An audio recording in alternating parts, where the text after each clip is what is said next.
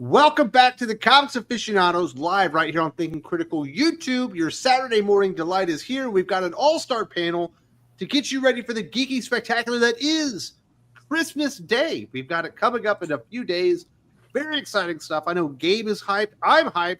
Perch, are you hyped? Did you get all your presents? I have not. Not even close. But I am hyped. It's always a wonderful season, and it's good for the family. So excited for it.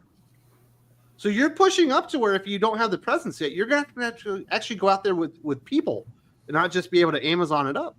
That I passed that date already. So I think later today, tomorrow, it's people time for me. So can't wait. It's my favorite time of the year, being around people. Start drinking when you go out. Go immediately to the bar. No, you take a thermos in the car. Come on, this is Texas. No, yeah. If you're not drinking liquor out of a thermos and shooting out the window, you're not. Are you even in Texas? You're not. That's right. Well, very nice, Perch. Good to have you back. I hope you're having a wonderful holiday. How you feel? Do you feel a little bit better? Glad to be here. I not so much, but it's always good to be with all of you. Very nice. For sure. What did you got plans for these holidays for the channel? You got anything special coming up? Now we're gonna spend, you spend time with kids. You get some activities doing. I'm looking for something quiet this holiday. Like many of you, it's been a hell of a year. So ready to just relax, be loaded the entire time. Perch is waiting for those September videos to finally release.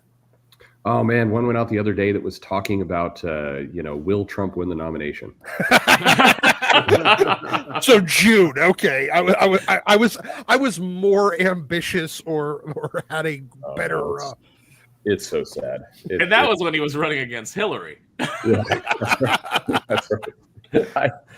I don't know. I love that you have timely content. It's there every now and then. I see it pop up in the feed. I'm like, oh, it's stuff that's actually happening right now. What am I talking about? And it's like, oh, coming out of the pandemic.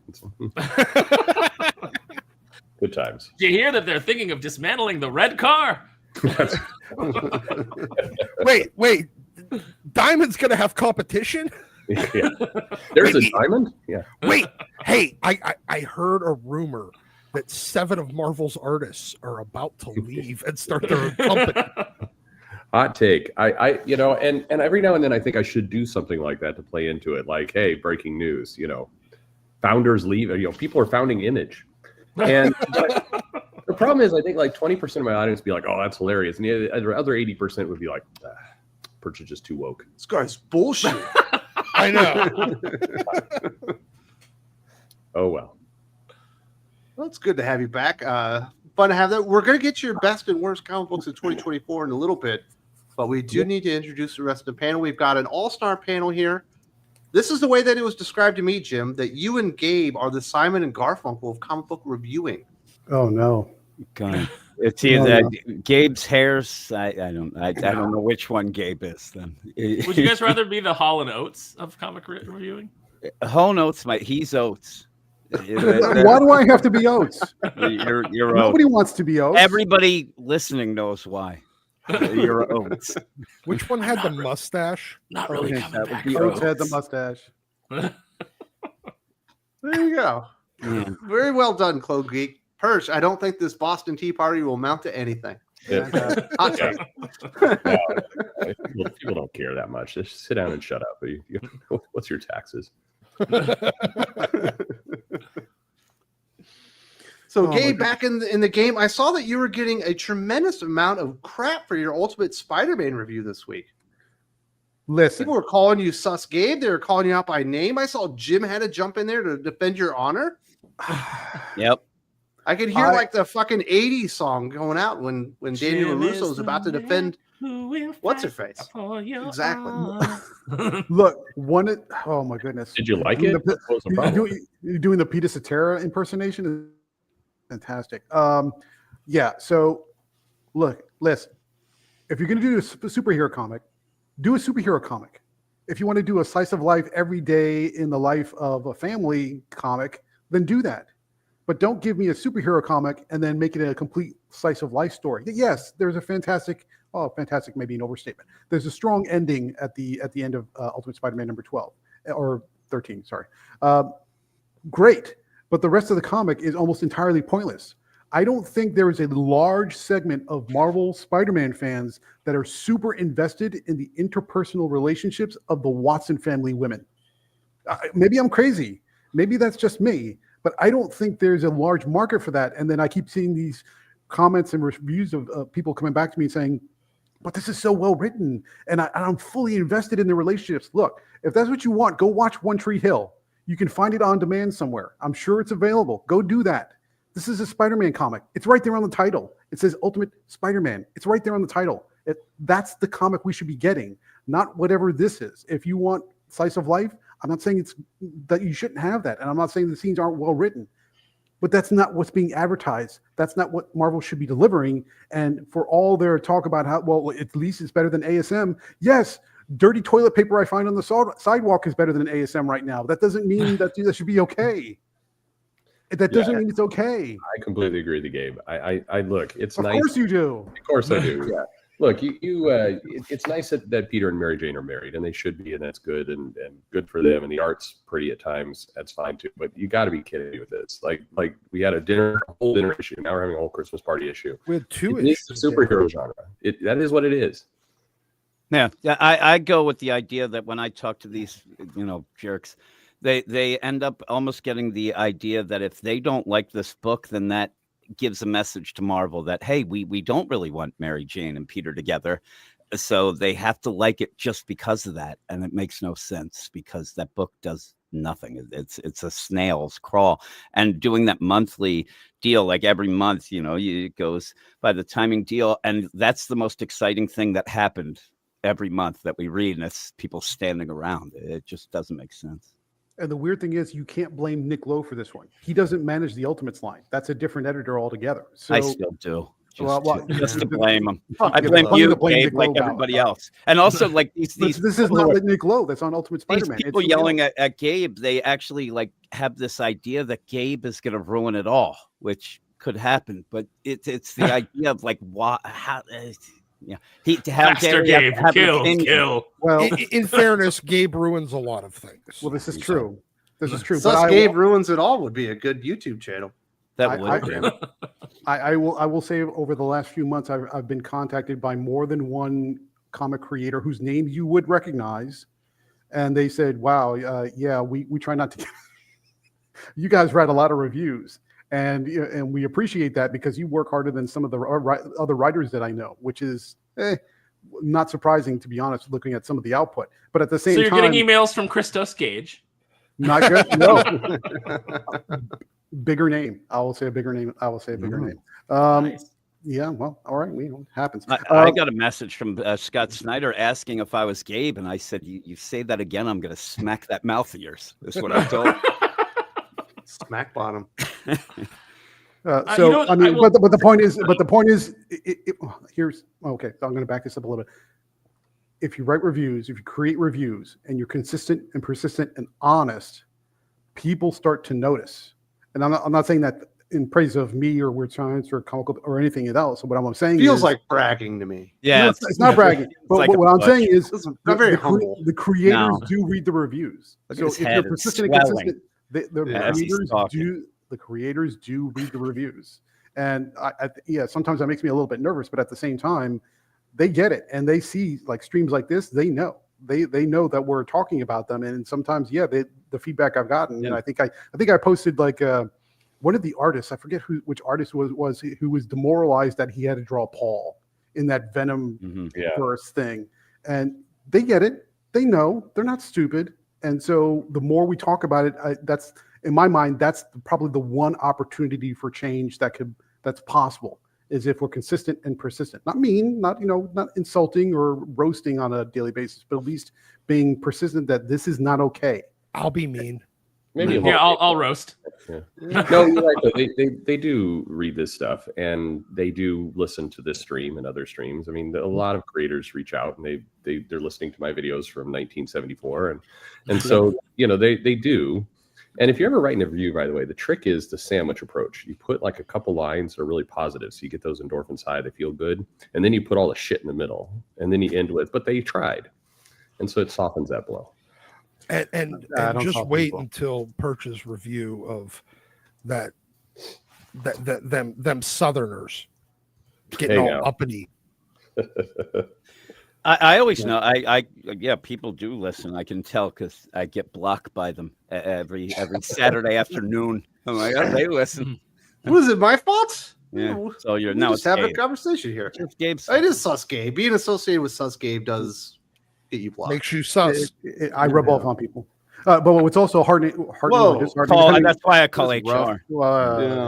What's heartening or disheartening is I remember about a year ago or a little bit more than a year ago when we had a stream just like this one where we were talking about Ultimate Spider-Man and we were saying they're getting the family back together and everybody's really excited and hyped about that, and it's the whole new Ultimate Universe and this is going to replace the Earth 616. No, where's Black Panther? Nobody cares. Dennis Camp's Ultimates is a train wreck. Peach Momoko's thing, it might as well be a separate universe. Ultimate Spider-Man is like is 80% slice of life. The whole thing is just falling apart. Hey, remember a year ago when I said, hey, remember everybody said the exact same thing in 2003? And it never happened, and it's not going to happen this time? Yeah. People were so excited to get the family back together, they couldn't see the forest for the trees and understand that if they don't commit to being consistent about their storytelling, it's just going to fall apart. And here we are, they're not consistent about the storytelling, and it's falling apart. If you look at what people really loved and was, the fond memories you have of the Peter MJ marriage from back in the 90s, it was Peter and MJ just boning all the time. That's what people really wanted to see. They also liked that almost every other issue, MJ was wearing lingerie. Sure, she owns so much of it, and then she's keeping her weight down by smoking. I mean, there's aspects of what she's doing. So. Radioactive sperm. Who knows? Yeah. She has the kids. They got to spend more effort on how they made those kids. That's all I'm saying. And how she, keeps that figure after 2 kids. Mm-hmm. So, Gabe, got anything else people should need to know about? Because you have started some controversy on Comic Book Roundup with your reviews. What's going on with the channel? You hit 1,000 yet? With the channel. Yeah. So the channel's growing. We just got approved as a YouTube partner, so really excited about that. That's a good thing. So now at least we're in that. Now you have 2 partners. Oh, great, fantastic! So we're in that first tier. So you can do memberships, you can sign up, you get perks and emojis and stickers, and we're working to plan all that out and make sure that we're providing value, because it's always about providing value. Because if you're not providing value, there's no point, right? So that's why we do what we do. Yeah, you need to tell the comic companies that. Well. That's what we are doing, which is why channels like this one are growing. So yes, please, if you haven't already, subscribe to Comical Opinions. We'd love to have you. Follow us on all the socials. That would be great. And we're looking to doing more things for you and making 2025 a great year. Now, as far as Comic Book Roundup, I'm not sure what you're referring to on Comic Book Roundup. You got to go to Comic Book Roundup on your Ultimate Spider-Man review. There are people in there talking about you by name and saying that you ruined the aggregate score because you're a negative Nancy. That's the people that were talking smack on you.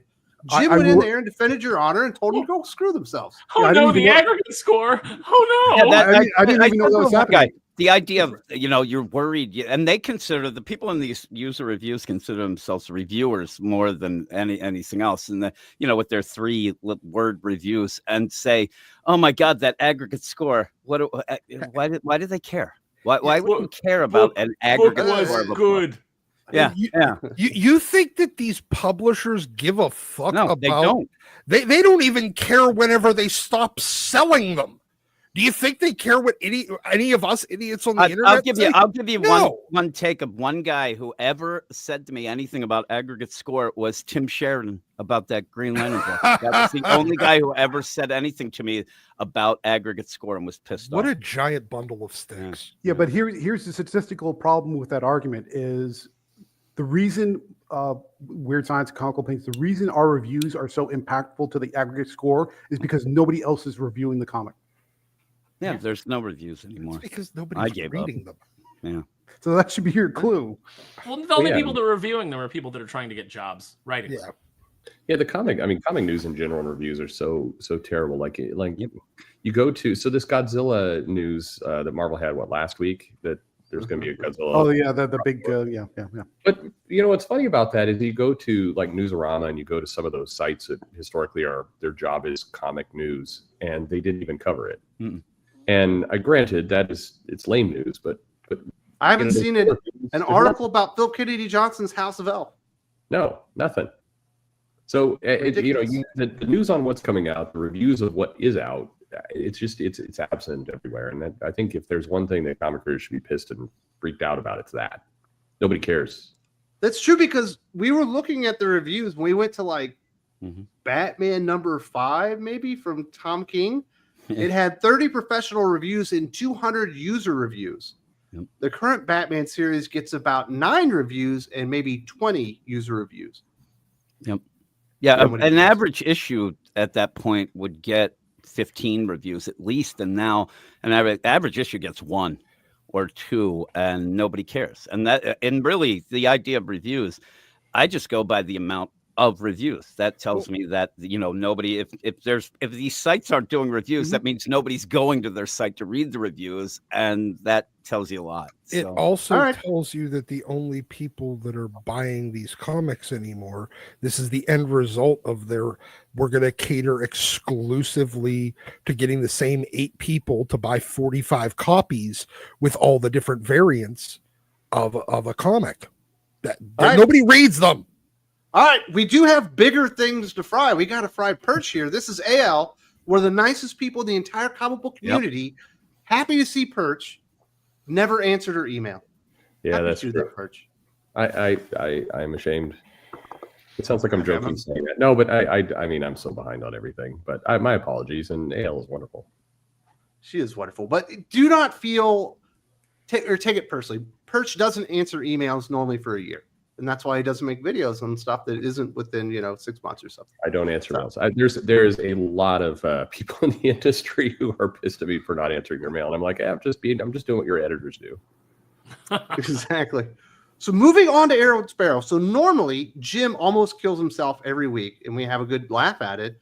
But this week you decided to step up, take one for the team, and get hit by a car. Yeah, so I got hit by a car this week. Not in my car. I actually physically got hit by a car. And finding out that DC is going to publish a book called Harley Quinn Fartacular, Silent But Deadly was still the worst part of my week. So was it like a Batmobile style, like absolute Batmobile style dump truck that hit you? What hit you? Was it a electric car?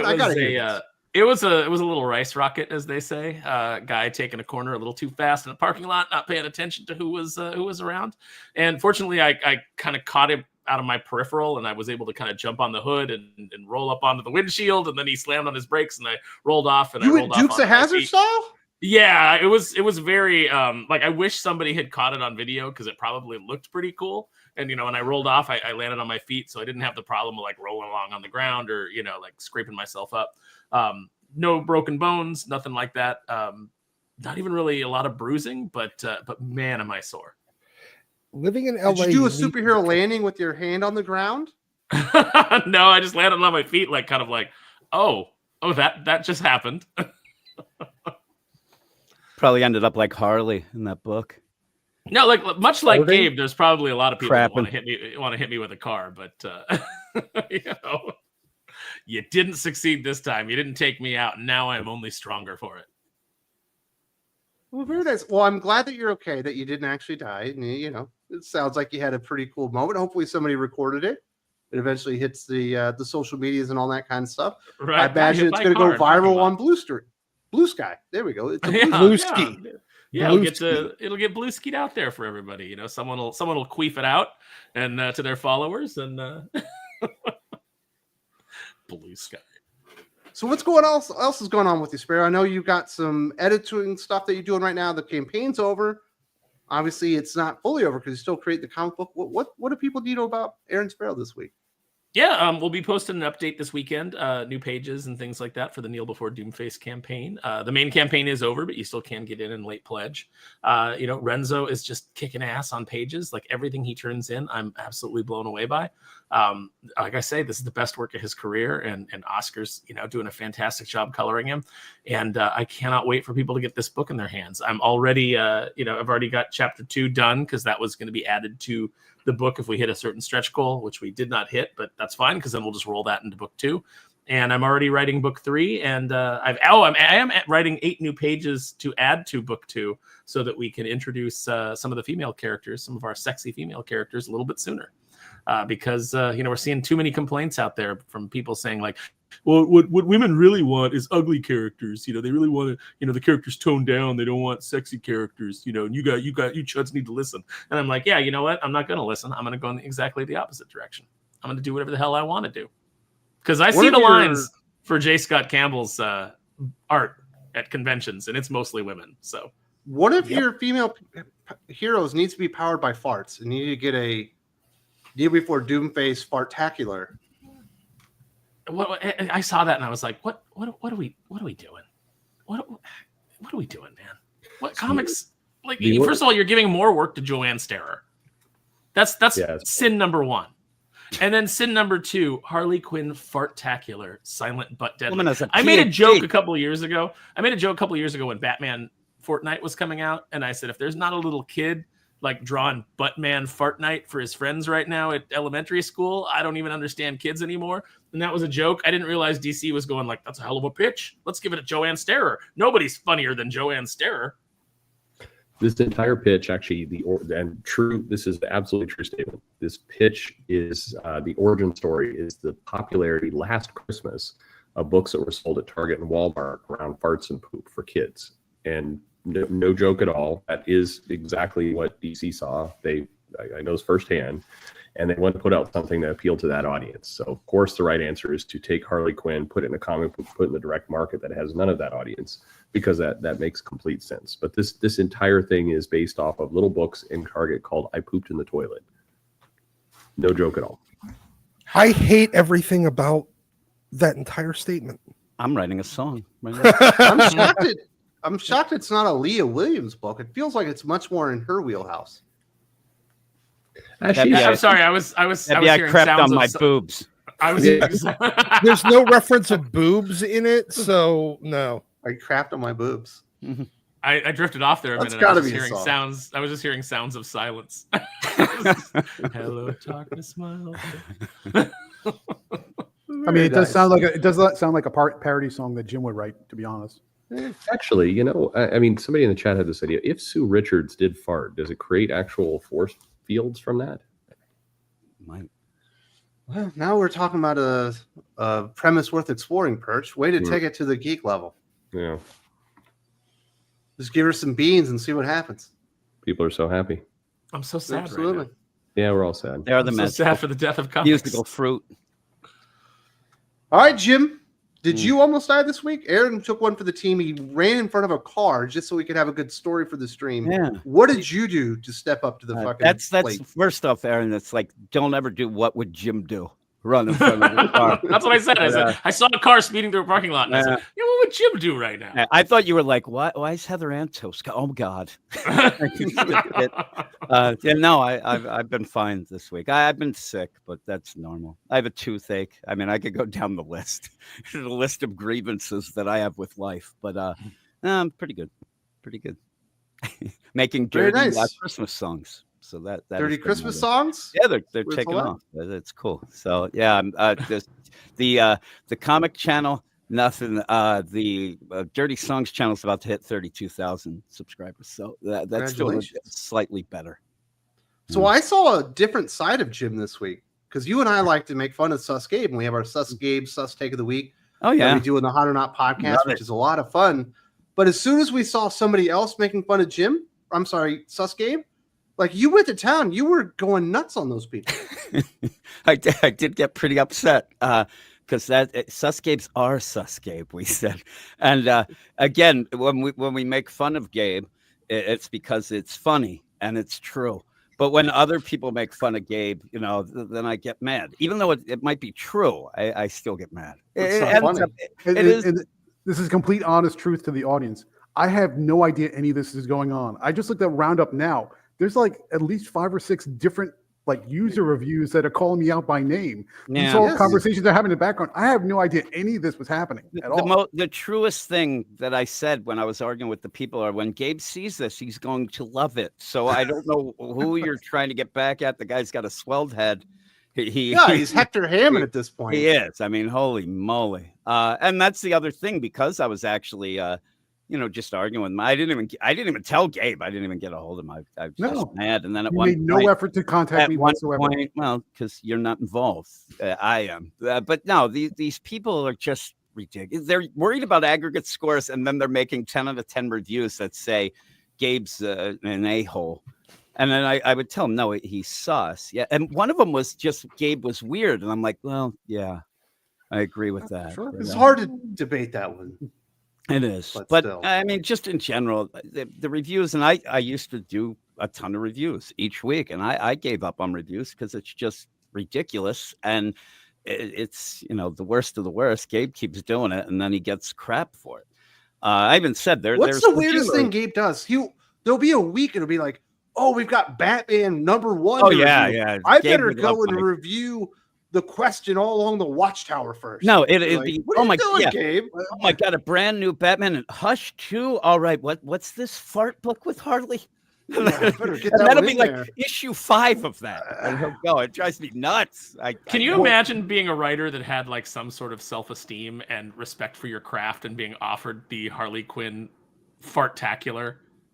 Can you imagine that? Just being like, what are you offering me? No, actually, go F yourself. What kind of writer do you think I am? Like yeah. Well, see, dare you? but I mean, as far as selection goes, so I'll try to written reviews, try to do as much as I can. But if we're talking about like videos, I post up a poll like every. No, I'm talking about your written reviews. Yeah. You do we don't have that other stuff. First. Like, oh wait. We've got an NYX review. Where's his Ultimate X-Men review? Or where's this review? You know what I try to do? I try to alternate. I say, okay, I know this one's going to be terrible, and I know this one's probably going to be pretty good. So I try to balance them out by doing a good one and a bad one. Gabe, they might have a point. Oh, yeah. That I didn't know that. I tried, was going on. Or I try to do all the bad ones first, just to kind of get it out of the way, and then save the good ones to cleanse the palate. See, and that's the other thing. When we used to have, I was doing reviews, and we had a bunch of other people doing reviews. I always thought the best is you just do, your assigned books. So the idea isn't just, oh, I love Harley, so I just do Harley. I love Catwoman, I just do Catwoman, because that's what it seems that people want now. They just want the positivity of what they think. Nobody cares anymore, and they just want to see 10 out of 10s. And there's legit a site that is using AI. It's so obvious, and nobody cares about that. They care about they're writing the reviews off of the solicitation. Yeah, and the actual comic book. And everybody knows solicits are 90% wrong. So they're in these reviews are just full out just things that didn't happen, and nobody's calling them out because nobody cares. They just see the scores. They see the score.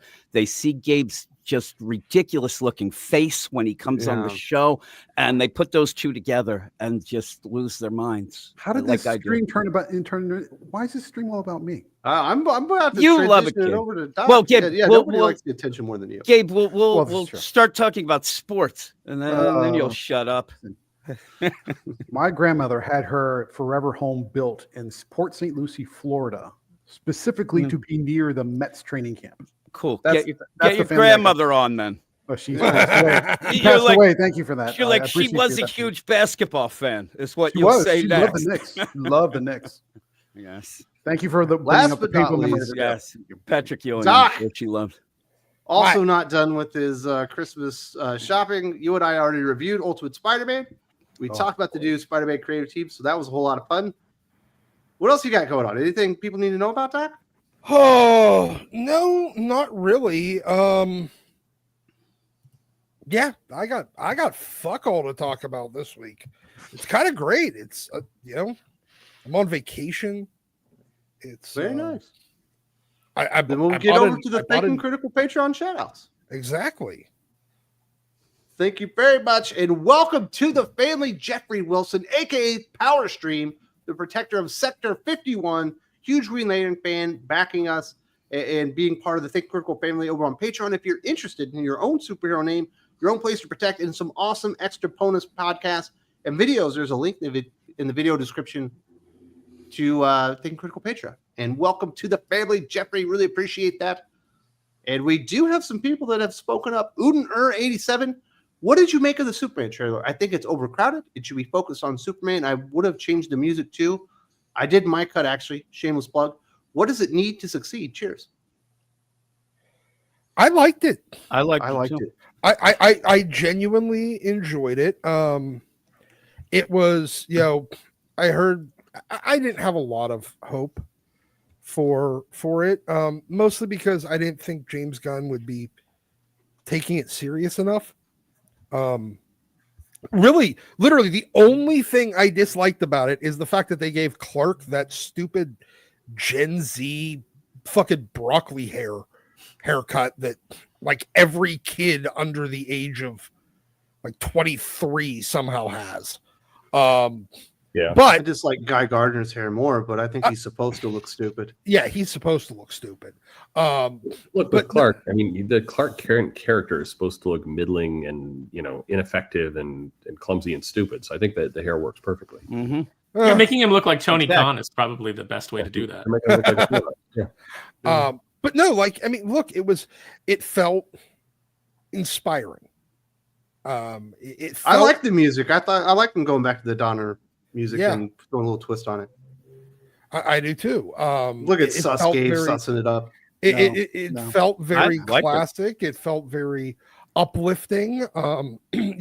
Yes, you're getting to see Superman being challenged and being, pushed down, but you're also seeing him rise back up, and him being a good guy. I think they're not going to make the mistake of him fucking killing Zod.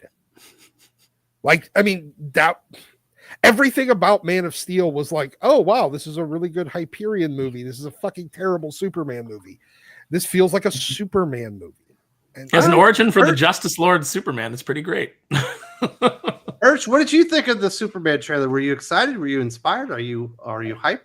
No, it's kind of in the middle. I honestly, I didn't think it was amazing. I didn't think it was fine. terrible. It was fine. It looked like if you asked AI to make a trailer for you for Superman, I have a feeling you'd get this or something close to it. It was clearly appealing to me with the riff on the classic music. Seeing Crypto is exciting. The weird part, I mentioned this in a video, is that I got this and I'm like, all right, they're gonna want to pull in normies or want to pull in kids, because that's really when the Christopher Reeve Superman movie came out, it was inspiring for kids. They saw a guy flying. It set off a whole chain of events there. So I pulled my kids down to watch the trailer, and they could not have cared less about anything there, including the dog, which was painful and shocking to me. They're like, nah. They didn't like Kellex? They didn't care. And it was so that to me was, I don't know, it made me think about the trailer a little bit more and saying, well, how much your kids have been ruined by manga? Possibly, or just they don't like real superheroes anymore. They're like, this isn't on TikTok. Yeah. I mean, what are you showing me? I drag my kids to the TV and I'm like, hey, we're going to see this cool movie about a boy and his horse called Atreyu, and then I just watch smiling as that whole thing goes down. So it could be that I've ruined them. Yeah. My kids loved it, but they were high as shit. Fair enough. So, Sus Gabe, you don't like the music. What's wrong with the music? How much time do we have? Oh, You got 45 seconds. okay. So the John Williams score is Time up. iconic and untouchable. All right, let's just get that out of the way. Nobody's going to top that. But the music is so critically important to trailers and teaser trailers. Now, this is a teaser. The main trailer is coming. I think it's coming this week or sometime soon. So this is not the full trailer. The music needed to be better. When you do like a guitar riff cover, it just makes it less iconic, less noble, less majestic, which is why that Williams Jimi score Hendrix worked well. says you're full of shit, man. Yeah. I saw him play the Star Spangled Banner on a fucking guitar. That and shit it on rocked fire. out. No. What are you talking about, Dude, man? it's fucking That's the Woodstock. fucking most for this, Zoomer you- take I've ever heard. No. For Gabe. this, you needed to do better or do something different. It is not as rewatchable as the Man of Steel trailer. It's not. Oh, who It's cares if okay. The trailer is It's not- rewatchable. But Doesn't this get you is excited. this is the tease. This is what's going to hook you. This is what's going to convince you to buy that ticket in advance and pre-order and do all those things. For this, it was just okay. They should have just focused on Superman and left all the side characters out. Leave that for the main trailer or leave that for something else. Leave that for surprises. They just needed to focus on him, and it felt too hyper. too busy, too poppy, it felt like soda pop compared to fine wine, which is what you would want for somebody like Superman, for somebody who's central and so important to what the DC universe needs to be. He needs to be the pinnacle. It just felt too, I won't say plastic and superficial, but kind of, yeah. I mean, I like the casting. I think across the board, 45 seconds is way over. Yeah, way over. For the record, except for Guy Gardner hair, record, everything else great. Superman is neither ever needs to be either pop or fine wine. He's fucking milk. Damn right. It does a body good. It's classic, but he's classic in that sense. So sure, So nobody wants to talk about how Jonathan Kent, the dad, looked like a fat He loser. was kind of a fat slob, wasn't he? That was painful to me. Like the shirts hanging. I off. can't that and the believe cheap that man's a rancher with farmer. the aluminum awnings. Did you look at the house Yeah, too? like That didn't look he- like a farmhouse. I felt bad for him. Like he's like, dad's clearly just drunk. He's beating his wife. He's like, it's okay. I think It's a he just killed 1970s Martha. split level. Yeah. Well, that actor always plays a psychopath. So Yeah, it's going to be that's right. weird to see him as, he's almost always a psychopath. So it's going to be weird to see. I was kind of thrown by that. Is this setting up, because Tom King is advising so much of Gunn's DC universe, is this setting up the revelation that he molested Clark as a kid? Probably. Clark's just really sad. yeah. No, but I will. Look, the nervous No, he's laughter sad right now. because mom didn't molest him. Yeah. Well, the problem is, Perch, that's a legitimate thing that could happen. Yes, that's right. That's why there's. have to It's consider funny. it. It's not getting the haha laughter that Doc usually gets. It's getting a oh shit. No, see, Zack Snyder. Yeah, see, and Zack Snyder's going to come out and have to, chime in. He's going to be like, Clark could get molested. That could happen in my movie. I mean, they were not going to be in child beating, but I will posit that based upon the characters they're showing and how they're showing them, it wouldn't surprise me if a good chunk of this movie takes place on Earth 3. What a sus take. Wow. Actually, You're going too far afield with the conversation, but I do want to say thank you very much to Kalichi Oki. Also wanted our thoughts on the Superman trailer. He thought it was meh, didn't hate it, but could be better. Yeah. Yeah, I think that's a lot of people's reactions to it. I think it's Well, I'll perfectly give you- fine. let It's me- got me excited. Let me give you a different take. So for me, I watched it and I was largely indifferent, but the first time I watched it on my phone. When I sat down and actually watched it on the big screen, I did actually feel some sense of hope. The shot where Superman moves in and saves the little girl was is everything that I want from a Superman movie. So I was like, okay, they got that right. I was happy to see Crypto. I don't think Crypto's goofy. I know people are like, oh, you can't put that in a movie. That's dumb. It's like, no, it's the guy who made us love a talking raccoon and a talking tree on the screen. It's fine. It's good. Crypto's great. But I sat down and I had my friend Marie watch it. And Marie is a normie. She doesn't read comic books. She doesn't, she watches superhero movies, but she's not invested in them. She doesn't pay attention to the whole culture war side of this, of all this, just the absolute normiest take. And I had her watch it. And she said, first of all, she loved Crypto. So Crypto's going to sell all kinds of merch. She was like, oh, Crypto's in it. She knew who he was and she was excited. She said, the Superman actor looks okay. He's not Cavill. He doesn't look like, Cavill looks like a man. He looks like a Superman. And he goes, this guy looks like a boy. And which is funny because I was talking to Joe and we were saying like, yeah, you probably could have switched those two. Like you had Cavill in this movie and have this guy in the in Man of Steel because that was an origin movie. Probably made more sense. But by the end of it, she was like, I don't know who all these characters are. It looks really overstuffed, but it looks like it's hopeful. It looks like a Superman movie that I won't come out of depressed. And that's something. And she goes, and I think she goes, I feel like that's something that, if superheroes are going to bounce back in film, that's something that we need right now is we need a hopeful superhero movie. So if she represents a good chunk of the normie audience, the movie's probably going to do pretty good. Very nice. Definitely. Mr. Frank Zanka comes in. He says, my problem was that costume. Everything is too big and frumpy. I'm not sold on the Superman United firm either. Mr. T looked great as Hawkgirl is now 5 foot tall. That does remind me we need to stop calling him Mr. Terrific and start calling him Mr. T. Yep. He pities the fool. He pities Mr. T did not look good, in my opinion. That was the best part. As Marie goes, she kept going, "Who's that? Who's that? Who's that?" And she when she saw Nathan Fillion, she's like, "Who's that?" She goes, "Who's Nathan Fillion playing?" I'm like, "Oh, it's Guy Gardner." I'll show you a picture of him. It looks Yeah, terrible. But when it got to Mr. Terrific, she goes, "Who's that?" And I go, "That's Mr. Terrific." And she laughed and she goes, "That is the dumbest superhero name ever." It is.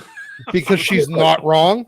He looked like a guy looked like a Kevin McGuire drawing. So it looks stupid and silly, but that's probably the closest you get for one of those things coming to life. But he's making a McGuire face. I agree with all these comments. I also don't think the other side of it. I don't feel like. I mean, there's a bunch of the this is super woke. I don't. Yeah. I don't see it. What was that? Oh yeah. Was it because he saved like what appeared to be like a little Latina girl? That's where your head goes. Unfortunately, you look at this stuff and it's like, all right, what? At this point, you just have to ask: is it because there was a kid with why a is flag? Superman saving brown people? God, it's so woke. Yeah, there's a kid in Africa raising a flag. It's woke. Yeah, Kids in Africa love Superman. That's woke. I know. I think if anything, anybody who's saying that like this is going to be woke is probably feeling a little bit sus about James Gunn's James Gunn's comments on Superman battered at the beginning. This is America, and like there's going to be when he made that statement, people are like kind of like reading between the lines, and of course. If you know that Tom King is in any way attached to any project, your assumption is going to be that he's going to try to cram some stuff in there. Bad. The assumption it's going to be it's dumb. But we can't look at these trailers like with this checklist like, oh God, I hope there's a trans flag somewhere in here. Yes, yes, getting more. And there wasn't. The kid wasn't raising the trans flag. We got to get away from it. Like, just the movie can be stupid without it being woke. It can be dumb, and chances are it will be. So. You can have a female lead and the movie can, not be woke, it's just everybody's so gun shy now because they see that and that's like a trigger because that's what we've gotten for the last several years. Well, I'll also add in that I showed my wife the trailer and she's normie as normie can be. I mean, she could care less about superheroes and whatnot. But when I played it for her and it said from the creator of the Guardians of the Galaxy trilogy, she's like, oh, okay, yeah. I like those movies. So maybe this is going to be pretty good. So that was smart to put that in there because I think that's going to catch more people than just like, Guy Gardner showing up with a terrible haircut. I totally agree with you. Yep. I am actually a little legitimately shocked that Warner Brothers did use that. Oh, not at all, man. I mean, I am and I'm not. They've struggled to get this thing off the ground. So anything they can do, like, hey, if you like that shit over there, it's made $1 billion. Come on over here. They've been desperate to duplicate Marvel's success for so long. I think at it. This point, they wanted to. Yeah, I get it. I'm just surprised that they actually use hey, our competition that whipped our ass for the past decade. We got one of their people. Yeah, we stole their guy. My kids loved it. They were high as shit. Again, next up, we got Comics Odyssey. Merry Christmas. Grant Morrison is the David Bowie of comics. Alan Moore is the Jimmy Page. What other analogs can you think of? I disagree with both of those. So I would say if anyone is Jack the David Kirby Bowie, is the Elvis Presley. I'd say if anyone was the Bowie, it would have been Alan Moore. And are you saying that Jack Kirby stole black people's music? No, he's the king, baby, the king. I mean, is this where we get to Warren Ellis as the P. Diddy? Oh, how about that, you jerks? Alan Moore is definitely people won't even get it, but he's Ian Anderson of Jethro Tull. Also, Ellis can't be the P. Diddy. He only messed around with adult women. Yeah, consensually. Can't wait to see the chat on that. It's time to let Warren Ellis back in the industry, isn't it? Gail Simone is Robert Smith. I don't know. In fairness, they're doing.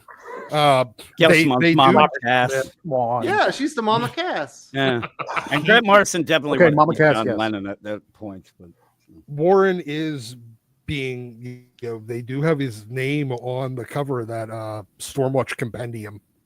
That leads. I think I've seen a couple of things. I think they're testing the water. It's like just do it. Like, first of all, everybody who is going to complain about it is going to scream in the void of blue sky. So it doesn't matter, Nobody's going to notice. Yeah, it's like this is so stupid. I was reading Warren Ellis before he got blacklisted, and his shit hadn't been very good for like 5 years at least. Mm-hmm. Okay, but compare it to what we're getting now, and it'll be Shakespeare.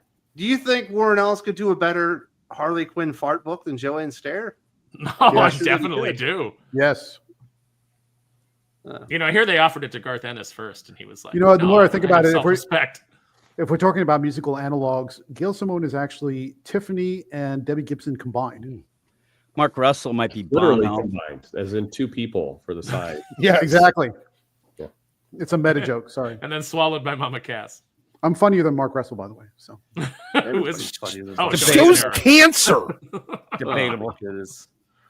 Comics Exposed. Merry Christmas, Wes. Hope it's a great day. Well, thank you. And it's been a great day thus far. We're having some fun here, and we're definitely excited for Christmas. And I hope you also have a wonderful Christmas as well, Chris. Really appreciate that. Bezzy, seriously, Xavier is actually evil storyline is super lame now. Beast as well, to be honest. While villains get redemption arcs, LOL. How many times can they corrupt heroes instead of just making new villains? That's the big question, Perch. Why are we doing the Hunt for Xavier again? Look, because there's no ideas, I don't know. It's it's not interesting. I think, and I'm sure Doc has a lot of feelings on this. The Hunt for Xavier wasn't a great storyline in the first place. Like that wasn't one of the fondest memories of all of the X-Men comics. Coming back to it now isn't going to make it better.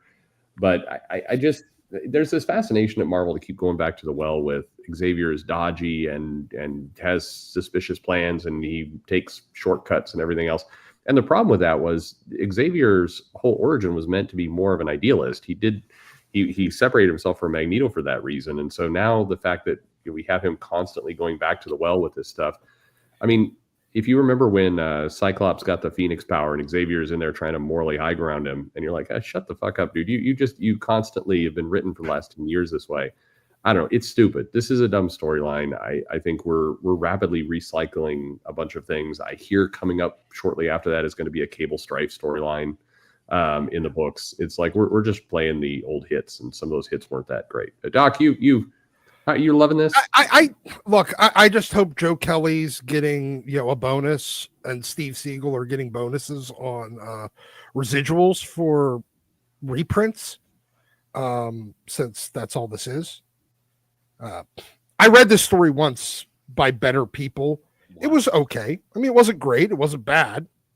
The weird hybrid X-Men knockoffs that fake Cerebro did. I mean, granted, I also had the exact same complaint when Joss Whedon just stole that story to make Danger, because it was the exact same story. Yeah, we've done it before a couple times. That's the thing. This isn't even the second time. No, this is like the third or fourth time they've stole this exact story, and I'm tired of it. Like, look, okay, fine. What, did you run out of how many times you could do generic covers of Chris Claremont's greatest hits? Now you got to go to Joe Kelly and Steve Siegel's as Scott Lobdell's greatest hits next, and then maybe, you know what? When we get to the Chuck Austin cover band doing his greatest hits, I mean, where's that fucking Nurse Annie chick? You know, it'd be great if you could get a cover band that could actually play. That's the other problem. Yeah, because you're rehashing these ideas, but you're playing the greatest hits, but the greatest hits are being played by a band that has a tuba, a broken guitar, and a xylophone, and then they're trying to make music. At least when Grant Morrison spent his 4 years on New X-Men doing Chris Claremont's greatest hits, he was essentially Tool covering Led Zeppelin, which is a really good mix. I've heard it done a couple of times. It ends up being pretty good. However, this is like, I don't know. It's people playing fucking spoons. It's just it's not the other two. You think? Yeah. What do you got? No, go ahead. Sorry, I cut you off. What you got? No, what I was going to say is, from the outside looking in, and Perch, you have more of like inside baseball kind of viewpoint on that one. From the outside looking in, it looks like Tom Brevoort was given the X office when he really didn't want it, and he went back through the catalog and said, okay, where are some crossovers that are not huge, but that I can use to kind of give us that excuse that we're still doing events because that's a mandate from Buckley, maybe. And then, well, okay, so nobody's read this type of storyline in the last decade, so we can do it again because memories are short. And so we're just going to do it for a new generation and just put a little bit of a twist on it, maybe a slightly different color coat of paint, and that'll be good enough to get by. That's kind of how it feels. I think you're very close, and I think that's right. I mean, I think that Brevoort didn't terribly want the job. I think that we could have been living in a world right now where the two main X books were Rick Remender and Tom King, but didn't they turned that down? So, I mean, we could have been living in that world. I think this entire premise, though, is that they're trying to recreate the X-Men are feared and hunted, and kind of on the run that we had during kind of the Australia arc and different parts. But the challenge with all this is you can't. There's one-way doors and two-way doors in comics. So a two-way door is you can do a storyline, but you always can come back from it and you can tell the new story and everything else. But Krakoa and a lot of what they've done over the last 5 years has been a one-way door where it doesn't make sense that they're out there running around on their own. There is no coming back from that. They had their own island. They can't now suddenly be on the run. Here's the thing, like I think you're really close there. They're trying to do two things simultaneously. They're trying to recapture what you said with that, underground feel and counterculture and everything like that, while at the same time making it a Lebediqua allegory that can't lose, that they're not allowed to lose because otherwise Marvel is homophobic. So you can't actually add stakes, but they're supposed to be threatened and underground. And so they're serving two masters at this moment, and those masters are opposite one another. And as a result, you just end up with zero creativity, going back to the well, copying things that everybody else did. I mean, plus the fact that literally no one that can command more than pocket lint and chewed bubble gum as payment is willing to work under these conditions by an editor that doesn't want to be there, that is retired on active duty, who's only there because he needed 5-6 more years until he could collect on his pension, his 401, and collect Social Security, and the other option was him being laid off. So there's no one that is sane with talent that takes that gig.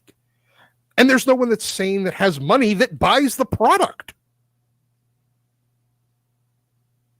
No, it's a recycle of greatest hits until they can get something new. And I do think there's also a holding pattern aspect to this where the Brevoort and the comics group is like, well, we know the X-Men's going to enter the MCU. It's probably going to shake things up quite a bit. We're going to be asked to kind of map to that. So let's just kind of keep the wheels sort of on the bus. Let's hit some of the greatest hits, maybe get some nostalgia purchase out of it. But, there's really... This isn't an honest effort. I think the honest effort is going to kick in when we hit Secret Wars, wherever an X-Men starts showing up in the MCU, and then they're going to kick their ass into gear and try and actually, make comics. Not necessarily better comics, but everything we're seeing right now is just temporary until we get to whatever they feel like they have to map to. But we also know how Marvel Comics reacts whenever their comics characters end up in the MCU. They replace them in the fucking comics. No, that's exactly my point. I think they're not going to make a bunch of effort now because when the MCU comes out, they're going to pick a team, and then that's going to be the team they're going to need to get to, just like they did with the Avengers. So this time right now is the dead time that really doesn't matter, and the writing doesn't matter. It's just we're keeping a comic book on the shelf for about another 2 years until we can do something else. That is the X era we're in. Assuming Very Marvel nice. Studios can get that movie out on the timeline that they want to. They're Because looking it might have to go through 70 rounds of reshoots. Yeah. Remember, they still have to do that Doom movie before they get to Secret Wars, and like 10 other movies in between. We're looking 5 years minimum. So I can't wait to see an 80-year-old Robert Downey Jr. And a 90-year-old Hugh Jackman up on the screen fighting. It's going to be great. You can hear their joints creak as they. Hey, by that point, Hugh Jackman will actually be Wolverine because all of his joints will have been replaced by metal. Yeah, and he'll be as old as Wolverine is in the comics. Well, it depends on how fast they want to bring everybody in. I mean, so we've already had the introduction of Wolverine into the MCU, kind of, but not really with Deadpool. That's fine. You could make that argument. But in the upcoming Captain America, Brave New World, or whatever they're calling it, adamantium plays a part in that movie. So they're probably, it wouldn't surprise me. Maybe it does. Maybe that might be a previous version. That might be a previous version. It wouldn't surprise me if maybe one or more mutants show up in that movie. Maybe it has a sizzle reel at the end or some kind of reference. So They they might already be did. It's called Miss Marvel. God, it's also oh, man. tiresome. Dude, why do you bring up that name to me? Why? Why do you Very do nice. that? Very nice. We've got Vader 25. Okay, if DC cares so much about diversity, then why are all their female characters Asian? Like Shiva, Cheshire, Talia, written with the Dragon Lady stereotypes by their liberal writers. Because diversity to comics pros means not white people. That's it. So Asian. No, I girls think are- they're talking about them all being written as stereotypes. No, because that's what. I mean, remember, these are the same people that scream, Danny Rand can't be white, he should be Asian. These people brought back every single cliche and stereotype, like racial stereotype, as a means of promoting diversity. It's the same fucking people. To celebrate diversity, we need to go back to segregation. That's like the mindset for this type of person. Like, remember, black people have to act like they're from the hood to these people. These people are insane and racist. But hey, remember, I told the story of Mark Waid telling me that when I said, I like this new character you introduced into Irredeemable. And he said, oh, yeah, I didn't know how to write street. So I just went against type and made him the smartest guy in the room. Went against type. Yeah, sure. Not surprising. Hey, Mark Waid's a terrible person. Hey, the most rough son also racist gives off jokes likeness. I've ever heard in a place has definitely come from comic creators at the Comic-Con. In all my life, definitely the most racist stuff has come from there. It's definitely some strange fruit, Perch. Yeah, fair enough. Very nice. Next up, Tommy reviews. Hail Comics Aficionados, been a while. I just picked up a Birthright Deluxe Volume 1, Deathstroke the Terminator Volume 1, Omnibus, and Galaxy Quest on 4K. Aaron, is Doomsday still available for purchase? Superior also looks good. You can't be host today, Wes. You're mispronouncing everything. What did I don't write a book. I don't write a book called Doomsday. I'm sorry, it's Doomface. Yes, Doomface is still available to purchase. The campaign is, it's no longer running in the sense that the campaign is closed, but there are late pledges available, so you can still jump in. And please do. I would appreciate it. Renzo would appreciate it. I don't know. I think Superman Birthright is perfectly fine, but I don't think it's great. But I would love some Deathstroke the Terminator. They've actually got some really good stuff. If you're a Nightwing fan, coming out in March. They've got the first trade with the Denny O'Neil Nightwing miniseries and the first 8 issues of Chuck Dixon, and you get the Kyle Higgins run as well. If you like Nightwing, so if you like the editions. Where else is Doomface going to be at? Is it just going to live only on Kickstarter? Or are you going to do like an Indiegogo backup campaign as well? At this point, I don't think I'll ever do anything on Indiegogo. I don't need my funds held for by their safety team so that they can earn interest on it. I don't need any of that nonsense. I may do something on Fund My Comic at some point, and we'll probably do a second chance Kickstarter. Right before we go to print. Maybe do a new cover. Something for people to jump in on, or people to come in on the campaign. We'll definitely do a big push right before we submit our numbers to the printer. So there will still be chances to do it, but might not come with all the perks. I'm still talking to Murphy about how we're gonna organize all that. Very nice. Vader 25. When will the tankies talk about Stalin, or talk about that Stalin was a colonizer in Central Asia and used tanks against protesters in the DDR? Also, Fidel Castro killed homosexuals. They also don't like that Stalin was in jail for messing around with a kid. They don't like it? Because that seems like something they'd be excited I know, it's weird. I don't know. Is there a Stalin comic book coming out? Is this just like... No, we're just making fun of commies. Yeah. You don't want to dig too deep on that one, but yeah, Fidel Castro, not a very nice guy. I'm happy to say that. Maybe they'll get it. I'm happy to say that I'm anti-commie. Yeah. Perch, are you anti-comic? You seem like you might be pro-comic, maybe. What? No? Okay. Perch is the one that offers the free helicopter rides. Perch Look, is a capitalist. Perch lives in Texas. He spread that around. You're putting his life in danger. I have a reason. I like the money I have. What are you kidding me? Well, just just put it out there. You're coming to visit here next year. You can see all the commie flags I have around. It's true. Yeah, We're excited. Yeah, you are coming down, so I can spread the word in the neighborhood that I've got a commie coming to stay with us. Ah, there you go. What are you trying to You're say? My trolling wife's us. commie because she's from Asia? I'm just saying. That's the you most can- racist thing I ever heard, Perch. Why I would you can, speak about my wife that way? I can give you a good time here in Texas. We give you a true. Gallup says, I don't care about superhero movies anymore. Gabe, how would you sell something crazy like Dan to someone? Oh my goodness. Where do you even start with that? I mean, well, first of all, there's an anime out that's almost as crazy as the mangas, and that's, if you're into that sort of thing, it is crazy, and it is I would say fascinating to watch. How would you sell that? You kind of have to be into manga already to like it, I think. Who's Probably. like traditionally, I you try to give that to somebody who's traditionally like a Superman fan. Personally, I try selling things for money. No, this thing's making money. Oh, much money. It's That thing is so much money right now.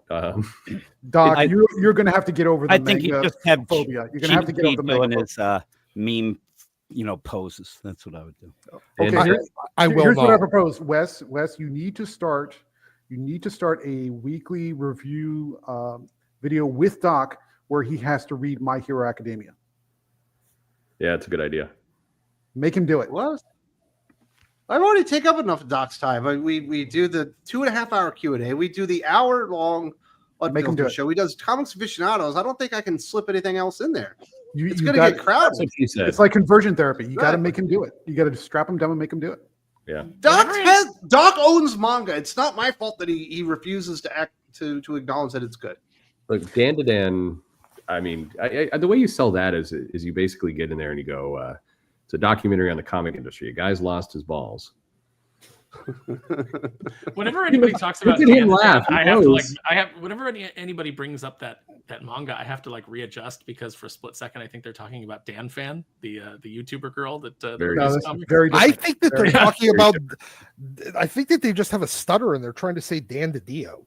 Similar lack of balls on all three there, but yes. I think they're doing a really bad version of Black Betty. If you Dan. if you know, you know. Chris J827, as much as I love Cavill as Superman, I'm willing to give Core and Sweat a chance. I hope the movie is good because if it's not, the DCU is DOA. That's true. I'm That is with 100% people on the criticism about the costume being too bulky. It looks more like a suit rather than form fitting. So I get the criticism there. So in that sense, the Cavill definitely filled out his suit better. But when you see the juxtaposition of Corn Sweat as Clark versus Superman, you can see how he's playing those personalities as separate individuals. And I think he embodies that role pretty well. Cavill His didn't do it. name's Corn Sweat. Corn Sweat. Yeah, getting hungry. When you go to Hollywood and you have a bad name, you change your name. That's Yeah. pretty much been the rule. But now I Isn't guess he people British? stick with it. Isn't he Yeah, he's British? British. Yeah. Of course he is. We have to import men to be in movies in America now Oof. because we don't have any men that can actually get that jacked. What, Momoa wasn't ready for fucking Superman? Momoa doesn't even want to be all jacked. Momoa wants to be on a beach with a beer belly, just enjoying his life. I just want to see Momoa as Lobo. That's it. I think he was he was a choice. That's who he should have been, and we'll see it. Man, we reviewed the Lobo paramilitary Christmas special for the Isn't it channel and on amazing? the page. Man, it was a lot of fun. I could definitely see Lobo or what's his nuts? I just said his Momoa? name. Momoa doing that. That'd be great. Yeah, he'd make a good Lobo.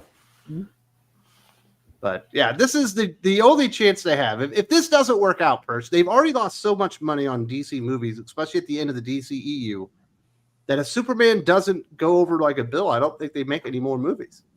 Oh no, They're come on! pretty They'd still low. waste some money. They gave money to Tony Khan. They're just throwing money away. they'll take a long break.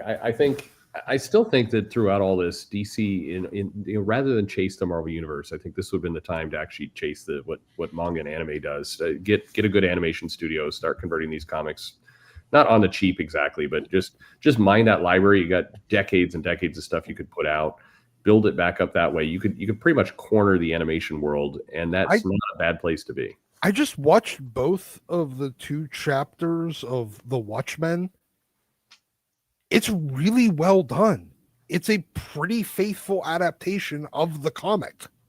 Sure. It's faithful, except they take out there's a lot of lines that are removed and a lot of lines that are changed. I noticed, like for example, I was like, "There's no way that they're allowing in the line that Rorschach has about intellectuals and liberals." I was like, "There's no way they allow that." And sure enough, they cut liberals out. Of course, but like my point. But for the most part, it was a really pretty faithful adaptation. They of course modern yeared it as much as they felt like they could get away with, but they didn't dumb it down. They didn't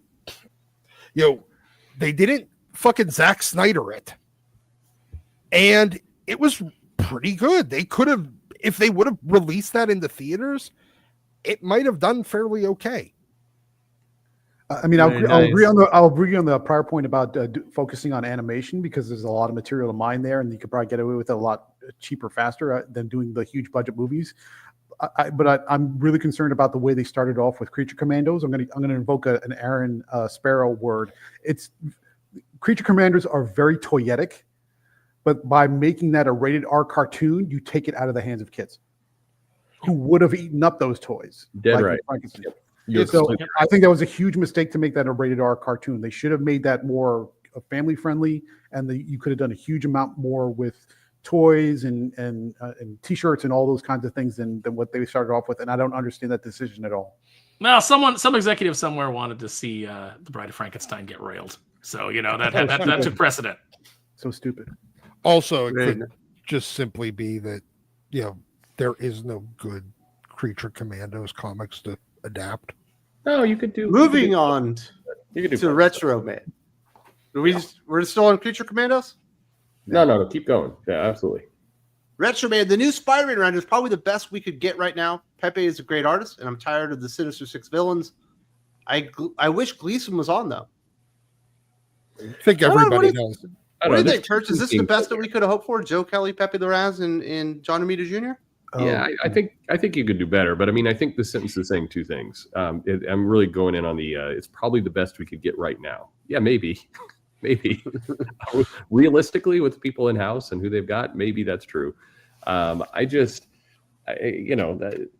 kind of fallen into the same problem the X-Men has. It just needs to go somewhere. And Pepe is a great artist for sure. I'll be shocked if we get more than 4 issues in a year out of him on that book. Exactly.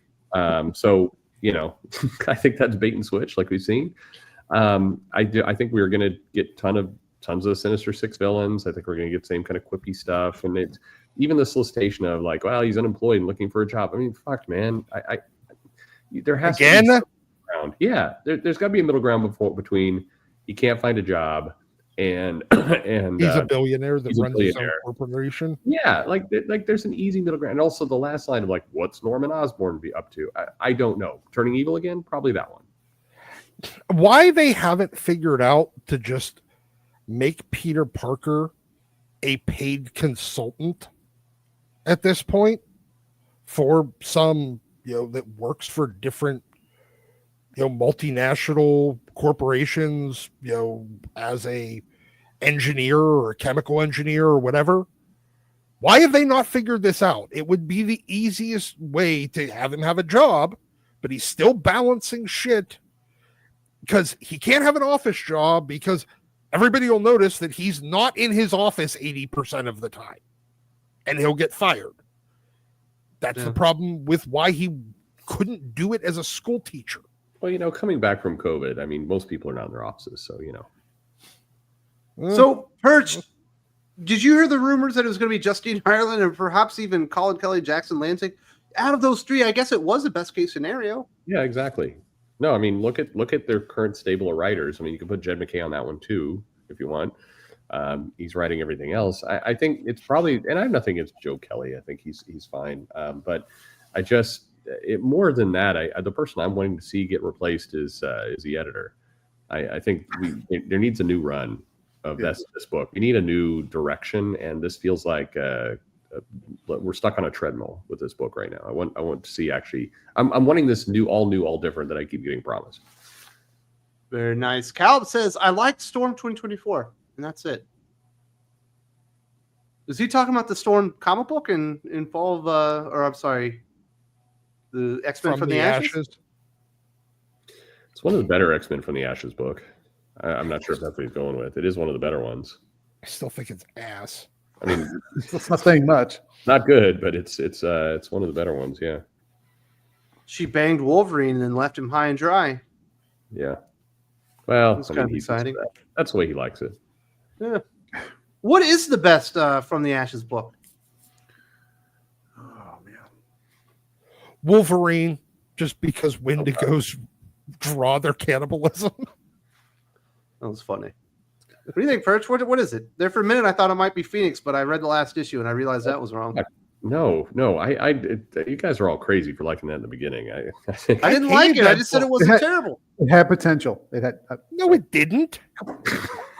It started off with plagiarism. Everybody. How does it have potential? Gabe is backing me up. I must have had a bad idea. You think it's X-Force, Perch? Yeah, maybe. I mean, it's one of the better books. The challenge with that one is I do think it's a relatively good concept, but I also feel it doesn't matter. Like they're doing stuff, but the ball with the cracks. It's an interesting idea, but does it actually matter in the long term? If in 5 years from now, will any of these books made an impact that people are still remembering? And I think it's written. I think I will remember that kid illustrating how he was going to eat his friend before he did it. Fair enough. None of us will ever forget that. Remembering pretty good. Yeah. I mean, I guess think Wolverine then, huh? No, that was terrible. No, I mean, I think it's fair to say that none of the From the Ashes books are like obvious winners. So it's just a question of which is the least bad. I mean, maybe X-Men, maybe McKay's X-Men is sort of consistent, maybe kind of. I'm very concerned about the increasing amount of interactions between the adult mutants and children without their parents' knowledge or consent, which has popped up more than once in these books in multiple titles. So I'm not sure what's going on there, which is really weird. But maybe X-Men is sort of consistent, but it's McKay who doesn't know how to do compelling villains, which is a big problem. Tommy Review says it was the Williamson Birthright book, not Superman. Now that is a good choice. The Birthright series from Image was actually pretty good. Yeah, Skybound. Yeah, that was good stuff. It's been a while. I hadn't thought about that book in like 4 or 5 years. Very nice. Diod says the comments on the Superman trailer are botted. Eminem's last single has the same amount of views, but half the amount of comments with 56,000. I think a lot is botted right now on YouTube. I think that's a standard marketing practice from the studios that they'll just hire a firm to kind of go in and flood with positive comments to gin up hype. So are you telling me I should be taking up these people's offers when they're like, I can get you views and engagement for $5? Yeah, I mean, like that's what so much of this is. Good? Yeah, no, I mean, but it's about the number. I think people don't care. YouTube's supposedly releasing some kind of bot, counter where they're going to call that stuff out in channels, and I think that'll be a very funny moment for everyone. Well, hopefully my viewers and commenters aren't bots. They're all Russian. That's what we know. Well, likely. Yeah. Callum, Sonic 3 is crushing Mufasa. My future brother will kill me, but we have to sympathize because it's just another race war movie with white lions. I don't know about that. I haven't seen Mufasa. Did you watch Mufasa, Perch? You seem like Mufasa, okay? What? No. You got girls. It's a girls' movie. They could care less about that movie. It looked terrible. They wanted to see Sonic though, didn't they? Yeah, they did want to see Sonic. We haven't gone yet. They did. They want to see Wicked, or the younger one does badly. The older one could care less. Oh, jeez. Just get her the book for Christmas. Yeah. Just show her the interviews, and then they'll be your kid will be like, I don't want to see Wicked anymore. No. I've seen Wicked. It's So have I. It's good. there's a function. It's fine. It's the part that got me and is that the film opens up and it's like part one. I'm like, shit. When did part one? There's two of these. That was. I haven't seen the movie. I've seen the play, the musical. That's fine. It's fine. It is like if you go to Wicked and you're like, I cannot believe that is it a musical. I mean, the problem is you at that point, not the movie. But my boys are super duper excited about Sonic 3. Sure. They love that shit. I don't know why, because I don't think they were very good movies, but everyone seems to like them. And there's a charm to him for kids, and Sonic is just an appealing character. He's got a good look, he appeals to kids. He's bright and colorful. There's, all kinds of like kinetic action going on. I understand why kids like it. Yeah. I'm glad it's kicking Mufasa's ass. I hope we finally turn the corner on these soulless corporate cash grabs from Disney. Yeah, we don't need the live action stuff anymore. Moana looks. It just. Are we sure that Sonic 3 isn't a soulless corporate cash grab of a live action Sonic movie? It's a different kind. Yeah. It's more acceptable. It's the approvable kind. It's the kind that we can all get behind. It's definitely a cash grab. No doubt about it. The nerd says, "Holy crap! It's Perch. My Christmas wish come true early. I wish you would be more of a regular." Oh fuck, man! You've been drinking. And then he said, "Hick," and Bubbles came out. I should do more. Yeah, I should do more. Some people would like it. Other people hate it. Like, there's people who do not tune in when I'm in your show, for sure. Oh, there's people that don't tune in when Sully's on. I know some comic artists that are like, I just can't deal with his accent. Oh, my goodness. Sully is charming. I like Sully. That's the Sully's problem with got a the comic industry. They're so concerned about his accent, but at the same time, he's the most positive fucking person on like this Sus channel. Gabe with none of the abrasiveness. Sully is like a very happy Chihuahua. I do want live action Pocahontas. That's right. Somebody said that in the chat. Yeah, put Riley Reid in that role. It's perfect. Again with the Riley Reid. Every time. Every time. Well, there you go. Christmas wish come true. Congratulations, Perch. People love you here. We certainly love you. Somebody and the wants folks you from under their Christmas tree. HH and the folks from Sigma Comics from Here Comes Calico sending warm holiday wishes to all aficionados. Thank you for supporting indie comics. Keep supporting the creators and YouTubers in 2025 and beyond. Absolutely. Yeah, boy. Congratulations. Hope you're enjoying a well-earned Christmas vacation there. Very Let's nice put to have Neil those before. guys. Let's put the Neil before Calico campaign in the chat. Let me go do that. Oh, I say Neil before Calico. Neil before Calico. Calico. Oh, Here comes we're doing Calico. crossover. The crossover. That's it. Huge breaking news. Aaron's breaking news in the indie world today on the show.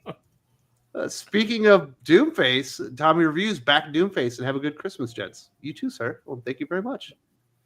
We appreciate that. Rate X7. Best current X book is X Force. Best current X book is the money that I keep in my pocket. The Marcus Toe art's pretty good, and they are going out there and trying to save people. No, and it's a superhero book, and they're doing stuff. Like, there's a very limited amount of talking and bullshit. This is probably the best one. It's definitely the most X-Force-y one. Or X-Men book that they have. Definitely the most X-Men. Definitely one that actually feels like a superhero book. Yeah. Dylan Lindsay says, Merry Christmas all. Perch's favorite is Dazzler. Oh, That book is terrible. wow. That may be the worst. On the opposite of the spectrum, I think that one is the worst.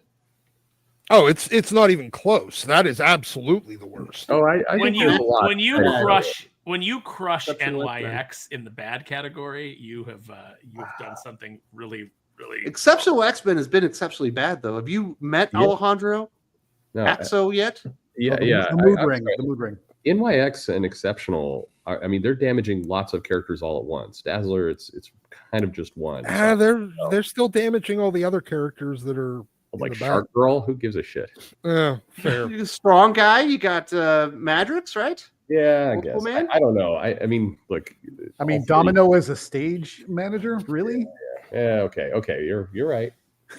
I don't know. I mean, you're down in the absolute dregs of garbage at that point, and I like which form of herpes would you like the least? I don't know.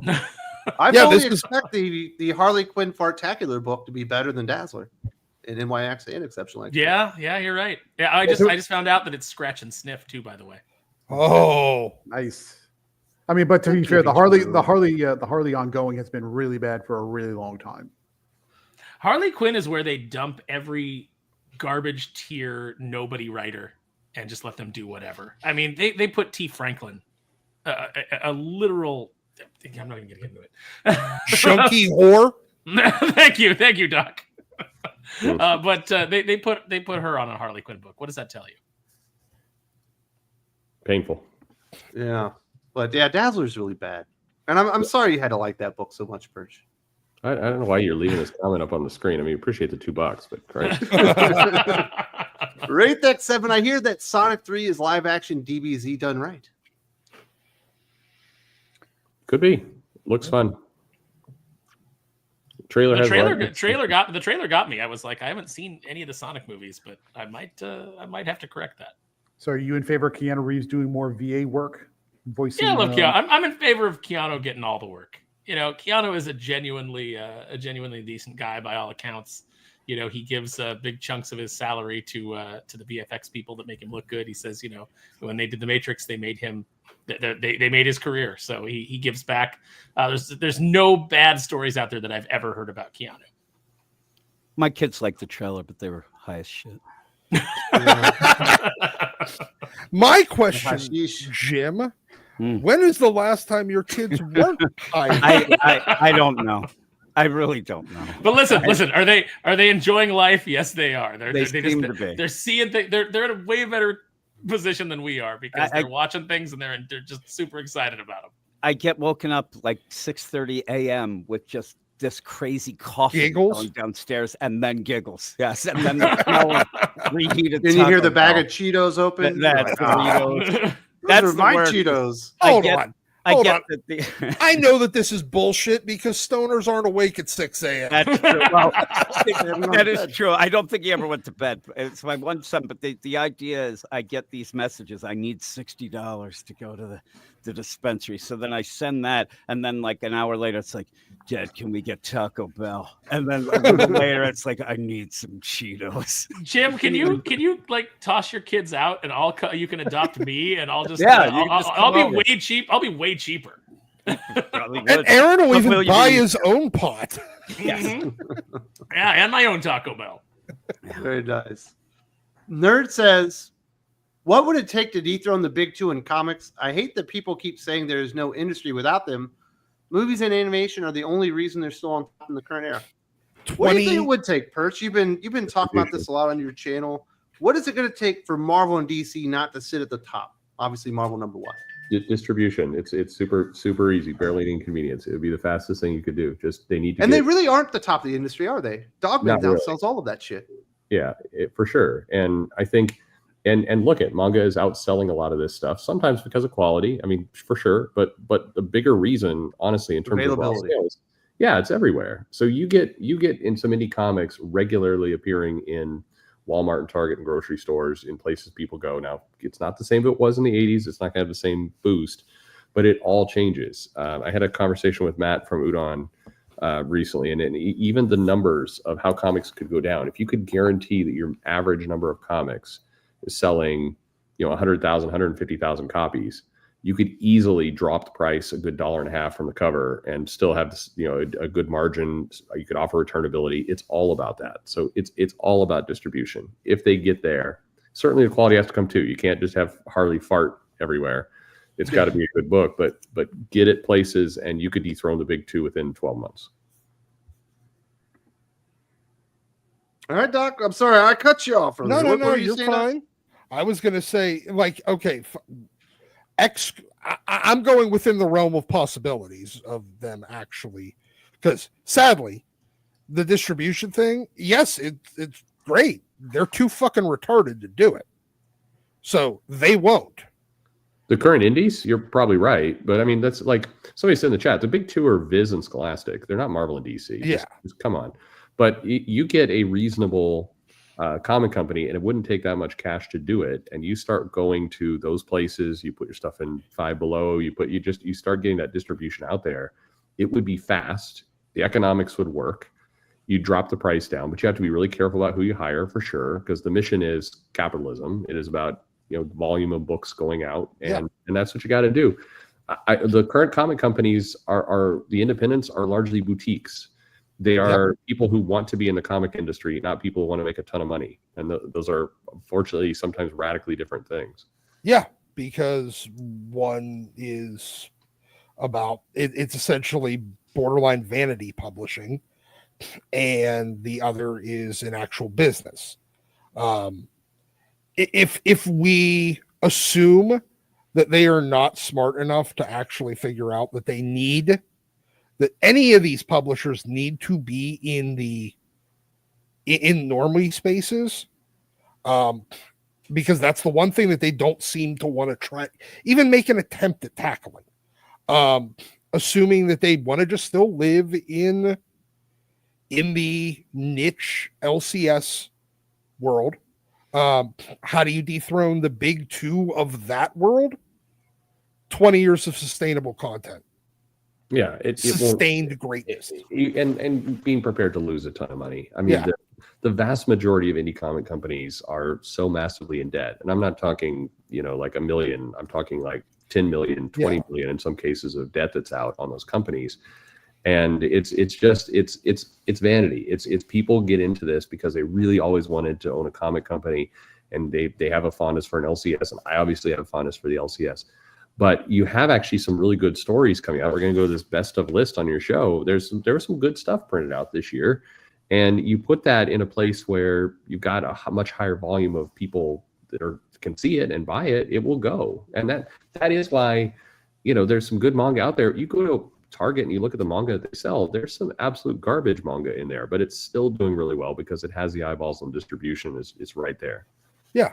Yeah, but to the earlier point, I mean, somebody will always say, "Well, quality, right? If you put out a better quality book." No, not true, not true. No. If you look at Ghost Machine and everything they're putting out, I would match up Ghost Machine's entire lineup against anything that DC or Marvel are pulling out in the last 6 months. 100%. And by all accounts, those are better comics by far. But they're not being sold. Why? Well, no, that's what I mean by the 20 years. It's going to take them 20 years to build that by word of mouth to the point where they're even rivaled or looked at the same. But let's talk about what that means. What does that mean in 20 years? 20 years means you have to increase your distribution, because I remember getting into a little exchange with Jason Faybox saying, like, you're making great stuff, but nobody's buying it. Why? He's like, well, our guys are talking to the direct market shop owners.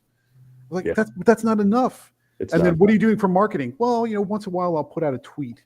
That's not enough. No, absolutely. You should be constantly putting out. You should be constantly putting out tweets. You have to. Like, I was actually wondering if I was putting out too much, too many tweets about Doomface, about too many Instagram posts. I'm like, are people getting sick of this? But people weren't. People want to hear about it. They want to hear about these projects. Exactly. I'm talking to the artist directly. Like, you can't just be talking to the direct market and just saying, hey, can you push this a little bit? And then once in a while you put out a tweet. It's not enough to make a quality comic, which you're doing. I would put Rook Exodus against anything Marvel put out this year, and I will say this is a better comic. Yeah, absolutely. But it's not visible. Nobody knows about it, and it's not getting sold. And so the reason why? It's not about the quality. No, it's about the sustainability. It's about the sustainability. As it stands right now, Marvel and DC, if we're going to take those as the big two and the context of the industry as the LCS direct market, because that's currently what it is. The real comic market and the superhero comic market, I guess you could say. You need the reader has been burned so many times by Image failing to release stuff back in the day. All the stuff that was, whatever, Valiant tried multiple attempts at universes that were not sustainable. They'd work great for a year, maybe two, and then they'd start fading. Ghost Machine is being penalized, rightly or wrongly, for all of the failures of every not Marvel, not DC indie company that's tried creating a comic universe or a line of universes for the past 40 years. They are how do you beat that? You just have to maintain your quality, and you have to play the long game. But you have to get out. You have to get out of the direct market. Yeah, Direct absolutely. Market, the direct market, it cannot be more than 5 to 10% of your business plan. It's got to be everywhere else. There's just not the sheer numbers. And Twitter and putting tweets out, yes, you have to be super active. You actually have to hire a marketer who is a true marketer of products, not a comic person who's interested in dipping their toe into marketing. Twitter, Blue Sky, these places are bubbles. Even with all the audience there, you're still speaking to a bubble in your marketing. It's not effective. Sorry, Elon, it's not. You have to actually do proper marketing. You have to do proper distribution. You have to sign deals with big companies, and you got to be willing. I mean, Ghost Machine is a great example. Those comics are tremendous. They are also written in a way that would appeal to people outside of comics. You don't have to have 50 years of comic knowledge to appreciate inside baseball those stories. They're really, really good. But you've got to go sell elsewhere. And these conversations I've had with people at Ghost Machine is, yeah, we probably need to do that, but we're afraid of pissing off the retailers and the people who go to Comic Pro, because if we start doing too much with Walmart and Target, there will be a backlash against us, and then we'll be in a lot of trouble. And the answer is, yeah, you gotta just fucking do that. I'm sorry. Oh Otherwise, no, Yeah. you're never gonna. Brian Hibbs is going to write a Tilting at Windmills about us. No, it's, no, but the legitimately, LCS people worry about this stuff. They worry a lot about this stuff. I know, but they're fucking retarded. These Sure, I agree. Like, oh no, the store that basically buys 5 shelf copies, 10 shelf copies, and 30 that are in their pull list might only buy 7 shelf copies instead of 10. What the fuck? They're not going to stop their pull list customers. No, I All right, agree. so there's more to this. Nerd also backed it up with this. I come from the games market, Yep. and indies totally dominate over mainstream in that arena. When AAA doesn't perform, why can't the same effect happen in comics? And I think Perch has kind of gotten to there because there's availability. They're all on Steam. correct. Distribution. That's right. That's right. It's exactly what comics needs to get to. And one of the, I know a lot of you are not fans of digital, but one of the advantages there was, at least for a small amount of time, when Comixology pre-Amazon, it was dead easy to just buy comics you didn't really need on that app. It was like one click and you could do it. And that was the start of a pipeline where some of these indie comics could have thrived. Now, the problem is that again, you also have to have physical product. But this is the challenge with games has figured out. Comic books is stuck in a model of we cannot change and leave. Games also, you buy a console or you get a Steam account and you're already there. Like, gaming is very different than the sequential storytelling medium, in that culturally it's everybody does it. You're converting. All you're doing is converting people that played fucking Monopoly into people that are playing with a controller. I mean, that's it. Really, that's what it comes down to. You already have a captured target audience. Right now, the problem with comics is getting people that don't read comics or even are aware that comics are still being made to start buying and reading comics. You got to put them in places. Yeah. The other big problem is that the big two are owned by 2 giant corporations that don't care about comics. It's such a drop in the bucket to them that they do not care. The fact that Disney Plus does not have a comics section under their Marvel section, where on your tablet you can buy comics and read them on your tablet, is a huge missed opportunity to do a little bit of cross promotion. You know, for a company that's always talking about, you know, synergy and, you know, and branding and things like that, they are actually really bad at it right now. Every Marvel like that app should have an entire comics section where you can sell the books digitally and then direct them to go buy physical copies. How long have we been screaming that you need a 5-second thing at the beginning of the movies or after the movies or before the TV shows of, here's your local comic shop finder? I mean, that's an ad, and it would help, no doubt about it. But you have one, you want to push people to digital. Okay, so you have people reading on your tablet. Having a tab there, or you could just, you know, have some comics for free, stuff you could download or whatever right through that platform, would be very, very easy. This whole thing is a struggle. We have talked about it a lot, but this is what the industry needs. It needs to push out. It needs to have some people coming into it who are not comic lifers, who really their goal is just keep everything the way they're comfortable with and do as minimal amount of work as possible.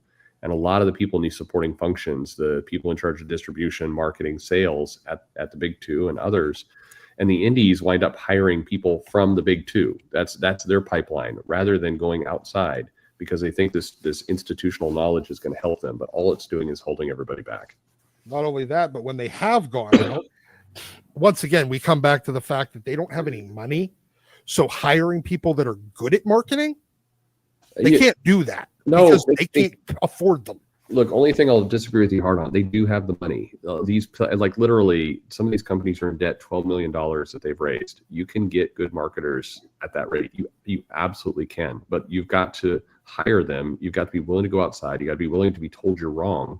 And you got to give up on this dream that I've got to have an office in Beverly Hills or Manhattan because that's what people want, to look like a big guy. And meanwhile, hey, good news, we can hire Bob Harris on the cheap. That's how these companies think. It's a trap.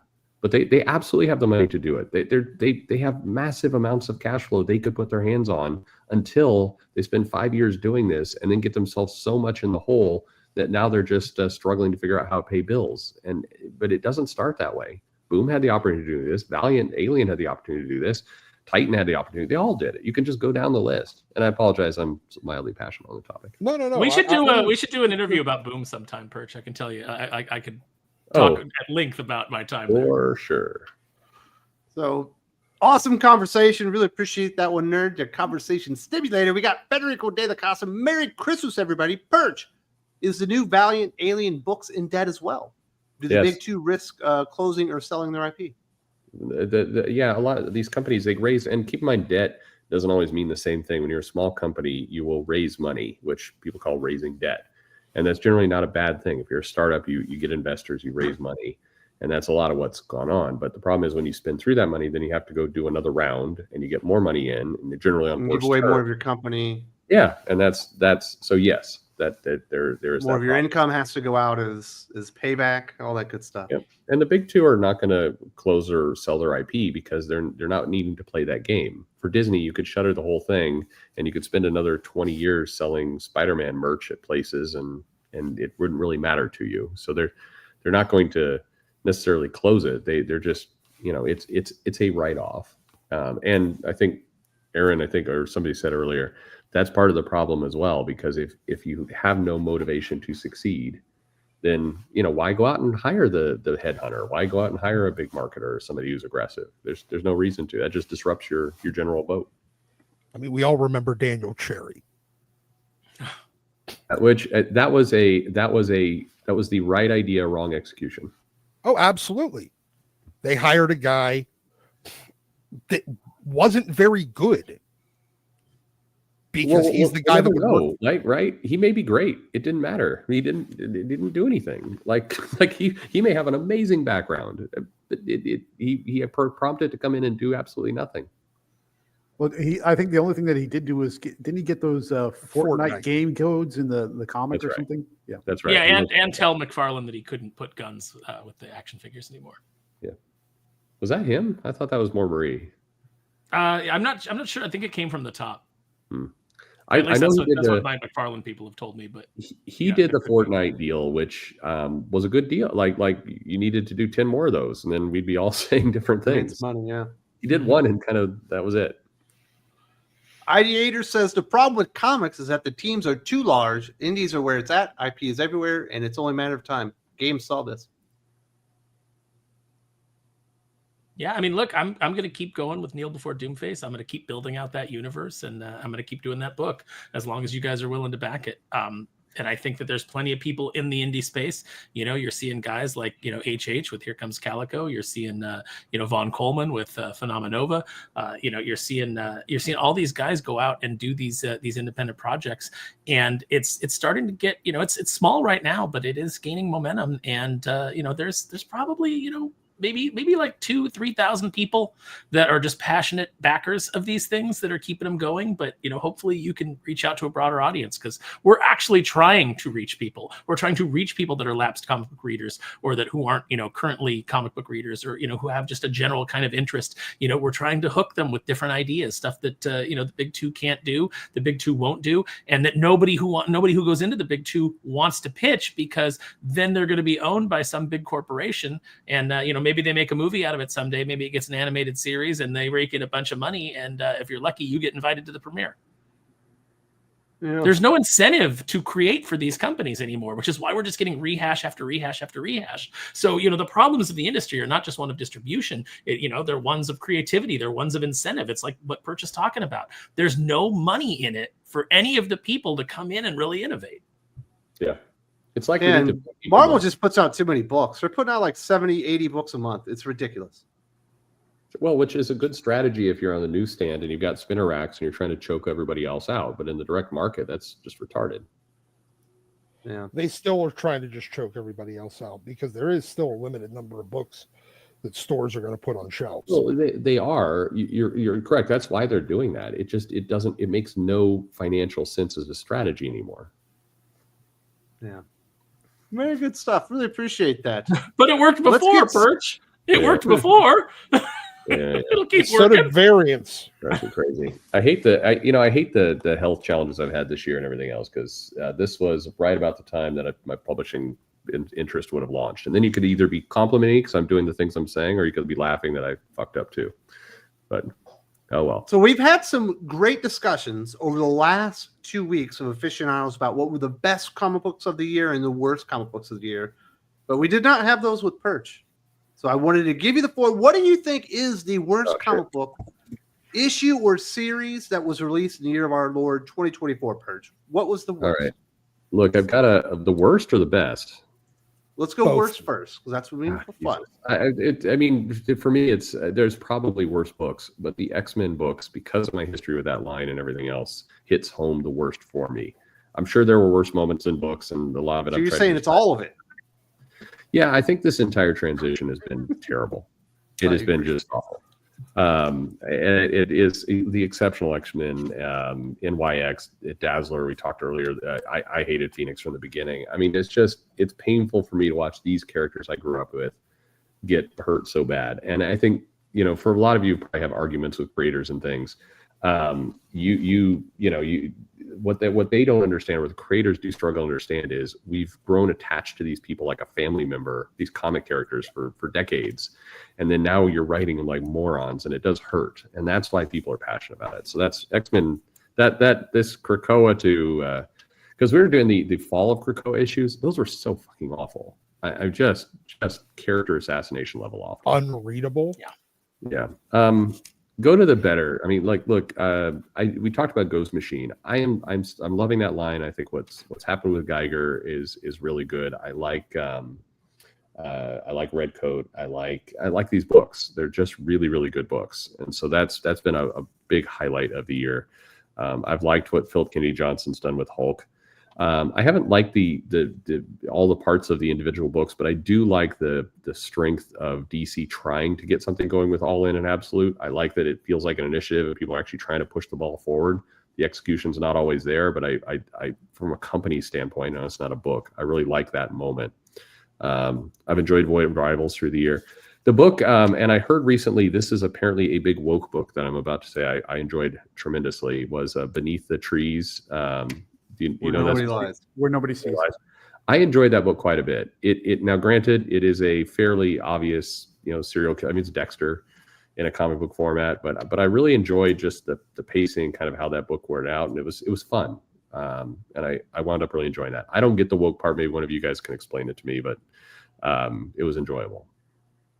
So there's a long list of stuff. I like Get Fury as well. That was a fun series.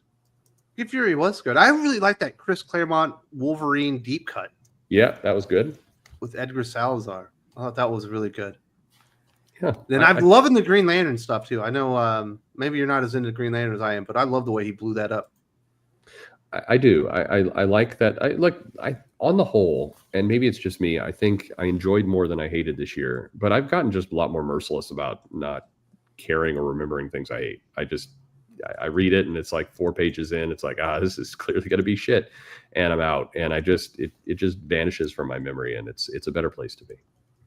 So when we talked about the worst comic books of 2024, it was almost unanimous on the panel. I was surprised by this, Perch. They didn't go with X-Men. They actually went with Tom King's Wonder Woman. Felt like everybody thought that was the worst book of the year.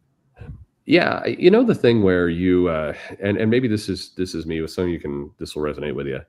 If you have low expectations and then you read a book and it's bad, it doesn't feel that bad. It just you acknowledge mentally it's bad, but I mean if you go in like this is probably going to suck. And for me, Tom King, I know I don't like his style, and I don't like how he writes his book. So when I read one of his things, it doesn't get me aggravated like it's one of the worst books of the year. It's like, yeah, I'm reading exactly what I expected. The things that feel really bad to me are the things you don't expect, where like Marvel generally rises to the occasion when it's an event or some kind of big cap off, like that Fall of X issues. That was what it was supposed to be. And so to see, in many cases, really bad art, bad storytelling, bad characterization, that's the stuff that hits you harder. But I think even by Tom King's standards, I think Wonder Woman has been really bad. Yeah, maybe. The narration? It's bad. I think those issues are terrible. Is it the worst thing I read this year? Probably not, but I expected exactly kind of what I got. Yeah, it's been rough. But it has been some very high moments. I noticed a lot of the franchises on the indie scene are just really good. I've really enjoyed Energon. I'm liking all the Conan stuff coming out from Titan. The Ghost Machine stuff is really, really good. Mm-hmm. And I think that's been super exciting. Even the Middle World stuff almost feels like I'm not talking about it enough, because the Middle World stuff's been really good too.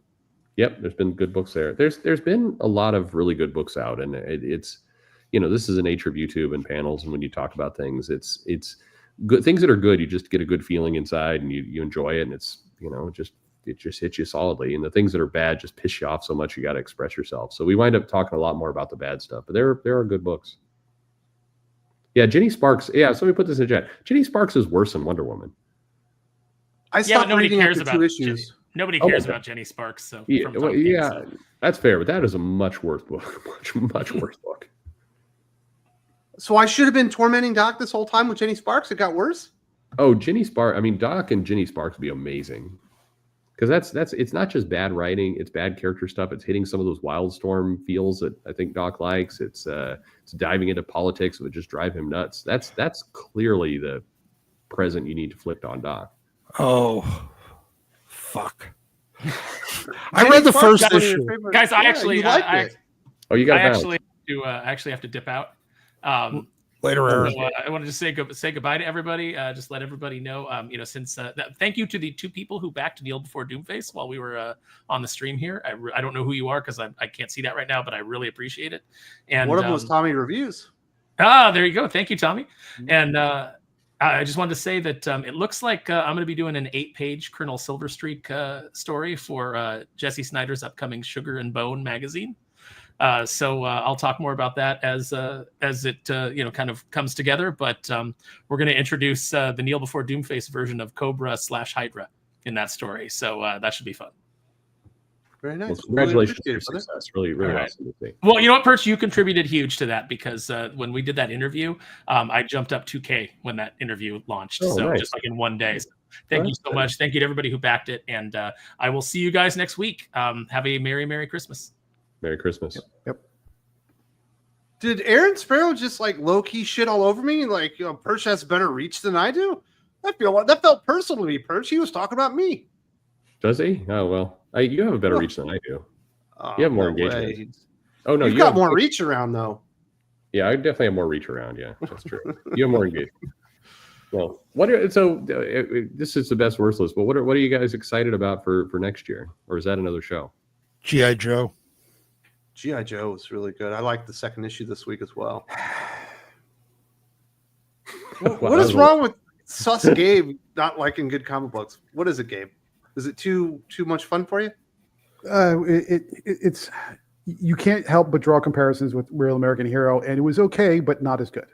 And I'll say, so it's sort of like a less than good G.I. Joe. It's just the way it goes. A Real American Hero is the comic book timeline, and the G.I. Joe series is completely an homage to the cartoon. They're 2 different stories. Yeah, I know. But you can't help compare them a little bit, and it's just a different vibe, if it's a different expectation of what you want out of a G.I. Joe comic. And I think Real American Hero is this gold standard, and the number 2 came out, which is better. I thought number 2 was better than number 1, but it's still not at that level. So it's a less good version. That's just the way I look at it. I'm really excited for Solomon Kane. Solomon Kane's coming out, I think in March or April, somewhere around there. So that's definitely something to look forward to. I'm excited for Aquaman. Aquaman from Jeremy Adams. Yep, that's something to look forward to. There's a tease in this week's Rockefellers #2 from Ghost Machine that maybe they'll be involved in some kind of crossover with the other titles. So there's something there to think about. Rockefeller, something I'm actually not looking forward to. Of all the Ghost Machine titles, I'm You shocked. like No, that second issue was a fucking bore fest. Jim, back me up on this one. Put Sus Gabe in his place. Man, there is so much heart in that issue. You got to be cold. Yeah. You But gotta be cold. a There's more second heart in G.I. issue- Joe human inside. Yeah. Not A like it. second issue that's a Christmas issue that relies on you knowing the characters that you don't know. But Gabe, you're sus as hell. Is what But he's you are. crapping on G.I. Joe too. while And trying to also prop up- that Hornsby and Halo is. Well, that one wasn't a Dud, great so. start. That was not a great start. Yeah. So Too much. there's some stuff coming up, and yeah, Mark Miller just announced a new series based on vampires, but it's not directly Back in the connected city. to. It's not directly connected to Nightclub. So sort of like a Perch, are vampire you excited for apocalypse. New Gods after this week? Ugh. I didn't love the issue. I see some people in chat liked it. I thought it was good. yeah. I was need to see a impressed. little bit more. Yeah. Hated the narration. I hated that Yeah. opening narration. I Well, the that- first 3 pages blue, but after that, it's pretty good. That's Well, what yeah. got me. I mean, I love those characters, so I'm going to sit in with it for a couple months and give it a good shot. But the narration was poor. Rob V can't help himself. He just can't. Yeah. He can't help himself. I'm looking And forward. you're kind of to, shitting on Hush 2, though, Perch, which I thought was surprising. what am I doing? You were kind of shitting on the concept of Hush 2. You're like, oh, who cares? Like, No. Well, the 2 in the U is stupid for the logo. Yeah. I mean, it's not necessarily shitting on. I just, to me, it is very clearly a hey, we need to get some bit interest back in the character. The Zdarsky run hasn't worked well. We haven't had an actual real noteworthy run for a while. So let's get Loeb and Lee back in here to do this for a few issues. I mean, I like those great. I like Lee's art, sure, but I just it feels like such a weird opportunity that you spend so much time with these characters, and we better go back to the thing that was popular 20 years ago. That's the thing that gets me. what's the Johnny Quest crossover? Was it Flash Gordon Johnny that was announced this week? I didn't see it. I missed Come it. on, comical opinions. It was I announced missed this week. I missed it. If there's a crossover, I don't know. I will say that back on the Hush Space thing. Ghost Johnny Quest. That's it. Oh well, I'm yeah, those kinda are the looking two forward to that. adaptations. Yeah. Even though Johnny Quest sucks right now. I love Johnny Quest. What's wrong with you? You guys, man, you gotta get some better taste.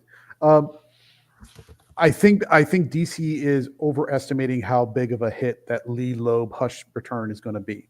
My gut tells me that's Yeah. a ship that sailed, and they're relying on name recognition for names that haven't done much in that space for too long, and it's not going to hit the way they think it's going to hit. You like Johnny Quest, so just shut your mouth. Exactly. Johnny Quest is great. Everything you guys you are crazy. It's There's just nothing wrong with Johnny Quest. What, I You mean, guys You're reading the comic book, Perch? You like Johnny Quest? no, sorry. I mean, Exactly. just Thank the you. character in general. Yeah, I You're an think adult. I'm adult. Yes. He's a man. Fair enough. I think It's with Joe us, Casey, though. I mean, it's not bad, but it's like Johnny Quest in modern times. I think, and speaking of Joe Casey, that's the part that has me optimistic about X lineup. His book, The Weapon X-Men, is literally the only. Come on, Joe. So- This is the last hope I have for this line at this point. Perch, this is the way I understood it. It was going to be an ongoing that was launching out of One World Under Doom. But once One World Under Doom was over, it was going to keep going. But then I saw the information about Weapon X-Men on Amazon, and it's like saying the entire series is one World Under Doom, and then it's over. Is that true? I know. Well, I let's see. What can I say here? It's not meant to just be a One World Under Doom series. Okay, That's well, probably- then they got it wrong. It's I- supposed to be I- ongoing. I'm betting that means that they're going to relaunch it again after the One World Under Doom. Volume 3? Yeah. It's just going to be a series, fucking mini series, because that's all Marvel knows how to do. There you go. What are you excited for in 2024 or 2025, Doc? Anything besides G.I. Joe? No. I you know what? I'd be excited to see. I can hope, I can pray that maybe the entire X office, I don't know, all gets That just happened. I already got fired. I don't know. The key with Hush 2, by the way, is going to be it's less about that, and it's by what's a creative team that follows that, because it will get interest into Batman. But if the if Hush 2 is wrapping up and like get ready for a brand new series writer, Teeny Howard, then I think it's a waste of time.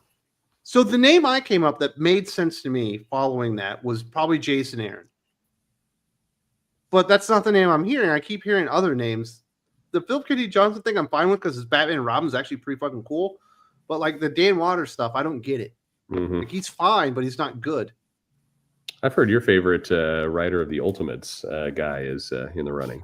Dennis Camp? Yes, the dumbest. Oh, that'll be woke Batman. That'll be great. Oh, it'll be Batman complaining about, I don't know, overtime pay. Yeah. He'll be fighting for overtime pay for minors. So, Perch, to get the whenever Jim and I talk about the Ultimates from Dennis Camp, we get a ton of negative feedback saying that Dennis Camp's Ultimates is like the deepest comic book out there and that we're absolutely insane because we can't understand how amazing it is. Okay. Which camp are you in? No, that's not a good book. Which camp? It's terrible. Yeah, the one that Dennis is not I'm not in the Dennis camp. That's for sure. No, I mean the parts of that book that are thought provoking didn't come from Dennis Camp. It came from the setup that Hickman did for the entire universe. That's the stuff that is actually the intelligent stuff in that book. That framework, the stuff that actually is happening month in, month out, is I think pretty stupid. Midas was terrible. The Gamma Island was really funny. The introduction of the new Hawkeye, what that was really poorly done. And people they crap all over Jim and I. Yeah. Sus Gabe doesn't even stand up for us. Jim went to bat for Sus Gabe when people crapped on him. Gabe's just like, I don't even see it happen. Yeah, I deleted all those comments. After hearing Gabe's opinions here, it's beyond. Oh, you wouldn't. No, that series, that series is terrible. That series is, it's funny because after a while, when you review certain creators long enough, you start to see the patterns in how they write. Yeah. Dennis Camp comes off as a prompt writer. He comes up, his issues are like Hickman coming in saying, put the Avengers in the middle of Kunlun and have them fight Hulk. I don't care how you make it happen. Just make that happen. And then he just sort of picks up like where that prompt starts off. And then he just writes. There's no setup. There's no context. It's very jarring. And if you look at all the issues, they kind of all start that way. So, just that's not a good way to write an ongoing series. That's kind of supposed to be the baseline of what's happening. And that's the funny part is all these Ultimate titles are supposed to be a build-up to the maker's return. And yet each one of those titles in their own way is doing that build-up very poorly. Yeah. Just all doing it differently. And there's no cohesion to it at all. I can't wait for the couple issues of Ultimate Spider-Man right before the return hits, where they've suddenly going to cram in 2 years of the story they should have been telling into like 3 issues. It's like, oh shit, stuff's got to happen now. Yeah. I don't know. Next year. What about outside of comics? You guys excited? We get Raw on Netflix. I'm excited for Raw on Netflix. I'm also excited for AEW on Max. That'll be good. Yeah. Yeah. I've got for the Raw on Netflix, I got my t-shirt. I was there on January 6th ready for the Nice. Very nice. I'm excited for the government to shut down. Nice. Oh, we dodged that. Yeah, they passed the bill. Didn't they pass the bill? They passed it last night, yeah. Yeah. Was it the 1,600-page garbage? No, it was a stripped down one. There's a Cliff Notes version. Yeah. Yeah. I'm looking forward to the Nosferatu comes out this week. Very much looking forward to that. Yeah. The Robert Eggers It's not one. 2025, Gabe. Come on. Well, you're ruining the entire premise of the show. All right, It's supposed to be what do you look for next year? Well, the One Piece live action, I think, is coming back for the next season. I don't think it's next year though. I thought that was 2026. But that'll be fun. I like the first season. The first season.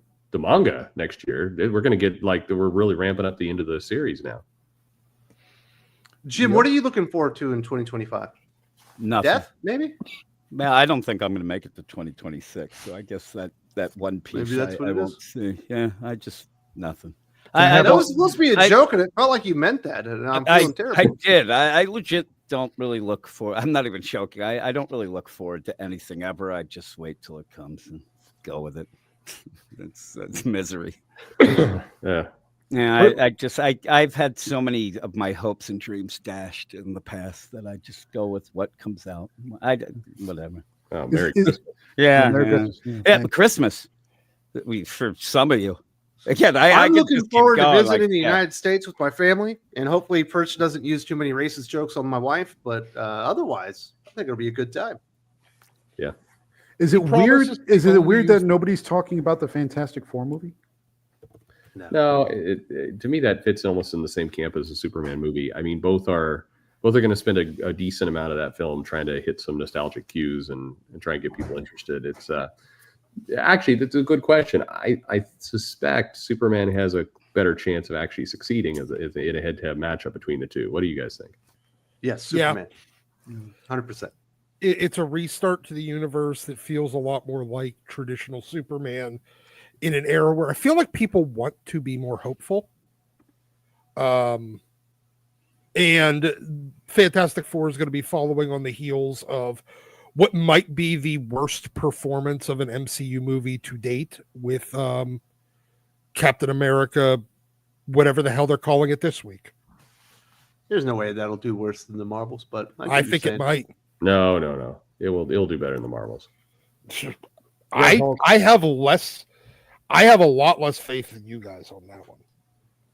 LK says, Merry Christmas, gang. Common America Iconic Comics is the little indie that keeps winning. Their merch is in animated stores across Tokyo now. Yep. That's actually a pretty big deal there, Perch. Like, that's a huge success story. No, it is. I think somebody was saying this in the chat earlier. They're doing well. Much love to Mark and Tim and crew. It's a good shot. And I think to the distribution question, the next 24 months, next 2 years, I think are critical for this company because now they have some momentum, they have some backing, they have some track record, they have a lot of books they can go sell now. So they have a variety of things they can do monthly collecting. They got a lot of sexy ladies dressing up as Common America characters. Yeah. You got the cosplay group. So you need to get that now. The next 24 months, if I were them, I'd be hiring somebody from outside doing marketing, somebody who could handle distribution, paying that money and scale. Because if they could do that and pull it off, I think they will leapfrog. Next 24 months could be huge growth for that company beyond where they've already gone, which is impressive. Yeah, they've done it all by their own work. They kind of put it all together. Those dudes knew what they were doing. Don't go out there and fight with everybody. Make awesome comic books and then try and expand your brand and even go international. And be consistent. They've That been does putting help. these stuff out. Yeah. They're making reasonable deadlines. They're hitting them. They're not sacrificing quality. And they are actually working together, like as a publisher. All of the books under that iconic comics brand seem to all be pushing in the same direction with the same activity, the same. I mean, they're not connected books, obviously, but Well, you got Arc Athena, fucking Common America coming. yeah, you're going to be doing that. But that's still kind of a little bit out of left field. Just get Very the nice. comics out, get the volume out. That's what you got to do. Yeah. Ship, and less time on Twitter bitching at people. You just ship. Jose to Beast. Jeremy Adams on Aquaman and Green Lantern Corps should be interesting. Flash Gordon and Green Lantern have been great, or is it just me? I'm loving me some Flash Gordon. Are you reading that one, Perch? Yeah, they're good. These are good books. That's what I was saying. There are I think a big portion of good books out there. Like you can spend a healthy amount of money a month on comics and walk away with actually good things. Yeah. I mean, Did you like that debut of Green Arrow though? With Chris O'Connell? Yeah. No, that was it was good. the week before. That was like 3 weeks ago, maybe. Really saying, yeah. No, it's good. Like we're in a good. We're not in an amazing spot, but we're in a good. DC's much better than Marvel though. Yeah, Marvel has a malaise problem. We've talked about that before for sure. Yeah. But Jeremy Adams, absolutely awesome. Definitely recommend anything that dude's doing. And guess we should get to the comic book recommendations. It's the end of the show. I have to wrap it up a little bit early because I have to record my thing with Drew early this week. But I do want to say thank you very much to Perch for joining us today. That was a lot of fun. Talking about comic books, we ended up taking a bunch of questions. And obviously, that was a good time, but you got to name your best comic books and worst comic books of the year. Are there any comic books released this week that you think should be recommended? I mean, that Ginny Sparks #5 for sure. Boom, knocked it out the park. I'll continue to say stuff that I continue to like. The Moon is Following Us, even though nobody else does. I think read the first 2 issues and it didn't catch me. I'm like, oh, okay, it's not the best Daniel Warren Johnson I've read. I've enjoyed it. I think, we talked about it earlier. Marvel. I'm just looking at the list this week at Marvel, and I'm trying to pick out the book I enjoyed most. It's maybe it's Fantastic Four here. Yes, what I'm seeing. You're correct. Nice. I believe. But shit, I mean that's just not a good place to be. Because that wasn't one of the better issues. That was kind of a lamer issue. God damn, TVA. TVA was bad. Over on DC, again, looking at this, there's Wonder Woman hanging out there. I don't know, man. I mean, the Batman and Robin year 1 has been fun, I think. You're not liking Absolute Batman? I like it. I like it. Okay, yeah, it's all right. That one as well. I mean, he's setting up the new characters. We learn a little bit about Catwoman and the Riddler and other things. But every time he starts diving into the relationships, I tune out of the book and I go, "This isn't fun anymore." Yeah. I just want to see him burning people and killing them. Well, there's a little bit too much backstory at this point. It's taking up too much of the book. I think more than half the book was kind of that characterization stuff, and you need it, but I don't know. It's slow. I'm tired of the one guy. You're such a Riddler. I wonder if he's going to be the Riddler. Yeah. I don't like the dynamic between Alfred and Batman. I just it's taken a while to come to this opinion, but Alfred's like, I hate this kid. Well, I love this kid. I get it. I get the dynamic they're setting up, and Scott's a good guy, but he won't come on the channel, so fuck him. The Green Lantern, Green Arrow, World's Finest Special was fun. Yeah, it was. I wasn't expected to be in continuity. Yeah, that was fun. So there's some good stuff out there. Definitely. It should people be looking out for anything special on the channel? You got any big interviews or big end of the year rundowns or something? There's a couple interviews coming up, and like I said, I'm focusing. For me, it's the channel. It sounds weird to say on a channel. Saying the channel doesn't mean much to me. I appreciate everybody, and they're supporting, but for me, it's it's health, it's bank account, it's dick size, and I think I'm winning on those. So that's what we got. Well, that's why you went to Thailand, huh? Yeah, right. 6 inches. Okay, no better deal. Well, very nice. Great to have Perch on here. Sus Gabe, you've had your sus take of the week this week. You what did he review way too high? Do you remember what it was, Jim? Yeah, I'm trying to think. I can't remember. I mean, based on your reaction, I would say it's I was busy losing my mind. Probably the Rockefellers. Other people. Yeah, based on your recommendation, I mean, from your reaction, I would say Rockefellers, which I loved. I like that issue a lot. You recommended it? I am recommending it because that's crazy talk. Well, wait, before shameless plug time. So yeah, Comical Opinions. Follow Comical Opinions on all socials. Subscribe to our YouTube channel. Your participation and patronage is very much appreciated. So thank you very much. And we just got YouTube partner approved this week, so that's very much appreciated. But yes, please, Comical Opinions and also Weird Science, which Jim is going to plug here in a minute. As far as recommendations, I did like Absolute Batman #3 because for me, I think that was the strongest issue of the series so far because it did a lot of complex, interesting themes. It didn't rely so much on the over-the-top craziness and gave you more meat to what the characters are trying to do. So for me, I kind of like that. So I thought that was pretty good. I did like Rockefellers #2 because it was so ridiculously wholesome, especially between the little girl and her grandfather talking about the grandmother who died in the first issue. That's like get you choked up kind of stuff. So I love that stuff. Flash Gordon #5 from Mad Cave, another solid entry in the series. It's the introduction of Dr. Hans Zarkov, but in a way you didn't expect, and it was kind of like a kick-ass moment, which I liked. And I will just I won't say grudging, but I'll just say an honorable mention. Sure, yes, I'll recommend G.I. Joe #2. I thought it was better than #1. There was more to it. You don't need to do a pity recommend on a book you don't. It's a pity recommend, and that's the way I'm calling it. Yes, G.I. Joe #2, and that's it for me. How can somebody be so wrong? Exactly. Yeah. Even when he's positive, right? Years of experience. Years of experience. The Sus Gabe Sus take of the week. He gave Wonder Woman 16 a 6.5 out of 10. Yeah. Ridiculous. Was that too high? Way too high. This is a 3 at the most. Well, look, Tom King somehow thinks that Detective Chimp is Columbo. Yeah. And if that's what he was going for, I think he kind of pulled it off because it was kind of amusing the way he pulled that off. But you know, some people are not going to like Not that. I get it. anything of his. That's he's just Tom King rips off everything. The fact that we're getting a Supergirl Woman of Tomorrow movie that's based on True Grit should tell you how far Tom King is willing to It's push. not based on, it's just straight stolen. Well, yeah, but Very nice. that has me more worried than anything else from James Gunn's efforts. Jim, are you recommending any books, and do you have anything people should look out for, like maybe a Dirty Christmas song? There are some dirty Christmas songs on the Sus records, but yeah, just go with what Gabe said. Do the opposite. That's what I do. But yeah, again, even when he's positive, it's always wrong. It's like this one's better than it's never right. Absolute Batman and New Gods are the ones I'm going to recommend. New Gods. Yeah. Listen to you. A Rockefeller's book that you're choked up. Grow up, Gabe. You're an adult. And the idea of I'm a kid at heart. I'm a kid at heart. Characters, yeah, that's what I heard. Yeah, you end up where these characters you don't know.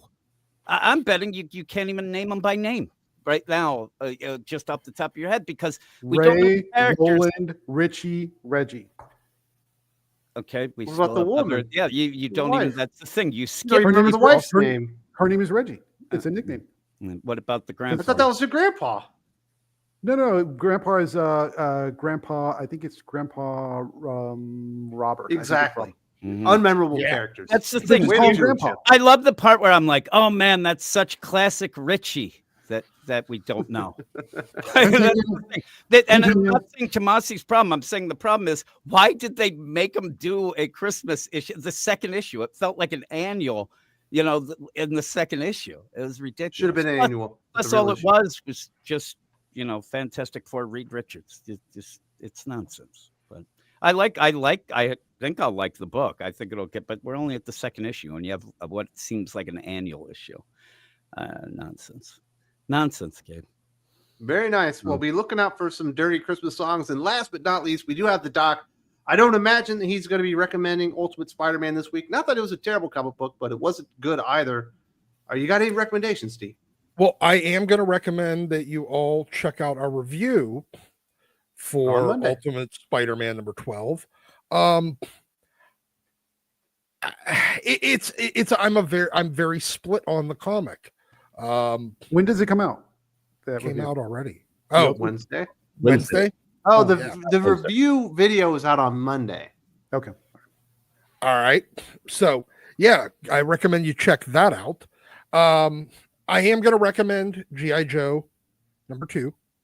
Absolutely. That was a great book. I've only had a chance to skim through it so far, but it looks good. I want to sit down and actually enjoy it. But so what I am going to recommend is we will do 2 issues here that are if you're actually interested in buying that X-Manhunt, which sounds like a grinder challenge, then you might be just go and read the book that they stole the entire plot from, which was Hunt for Xavier. So and the whole, also if you like the Joss Whedon Danger story arc, you could also read where he stole that plot from, which was also Hunt for Xavier. So I just picked a couple issues from it. So it was a good little miniseries. And then we will also go with probably one of the last great events at Marvel. This was kind of the beginning of they did like 3 or 4 events with the Messiah trilogy, but Endangered Species is kind of a great. It was one that when I was kind of losing interest in some of the X books, it kind of got me really back into it. So it started at X-Men 200, Adjectiveless, and then I think it crossed over almost all the titles, but it was a good 9-part story. So yeah, go check that out. Especially if you're hunting back issues, because they're all relatively cheap to find too. So those are my recommendations. I'm not recommending it a lot this week. All right. Spotlight on Doc. I know. Yes. Spotlight me for the rest of the show. You have to keep talking so it keeps Normally, Doc going. talks so long that I can sneak a pee in if I miss my second pee break. I something see how happened it there. is. No, I just didn't have a lot to recommend this week. Instead, Normally I can't get you to stop talking. I know, and because you need today I your need chicken you to- nuggies. Not I like today. I fucking got with you. another recording. It's Yeah. interrupting the Nuggies time. So, do want to say thank you very much to everybody. Hope you had a good time. Happy holidays. I hope you have a great Christmas. And obviously, we'll be here next Saturday, and we'll have some more fun then. And we'll get to Have a talk great about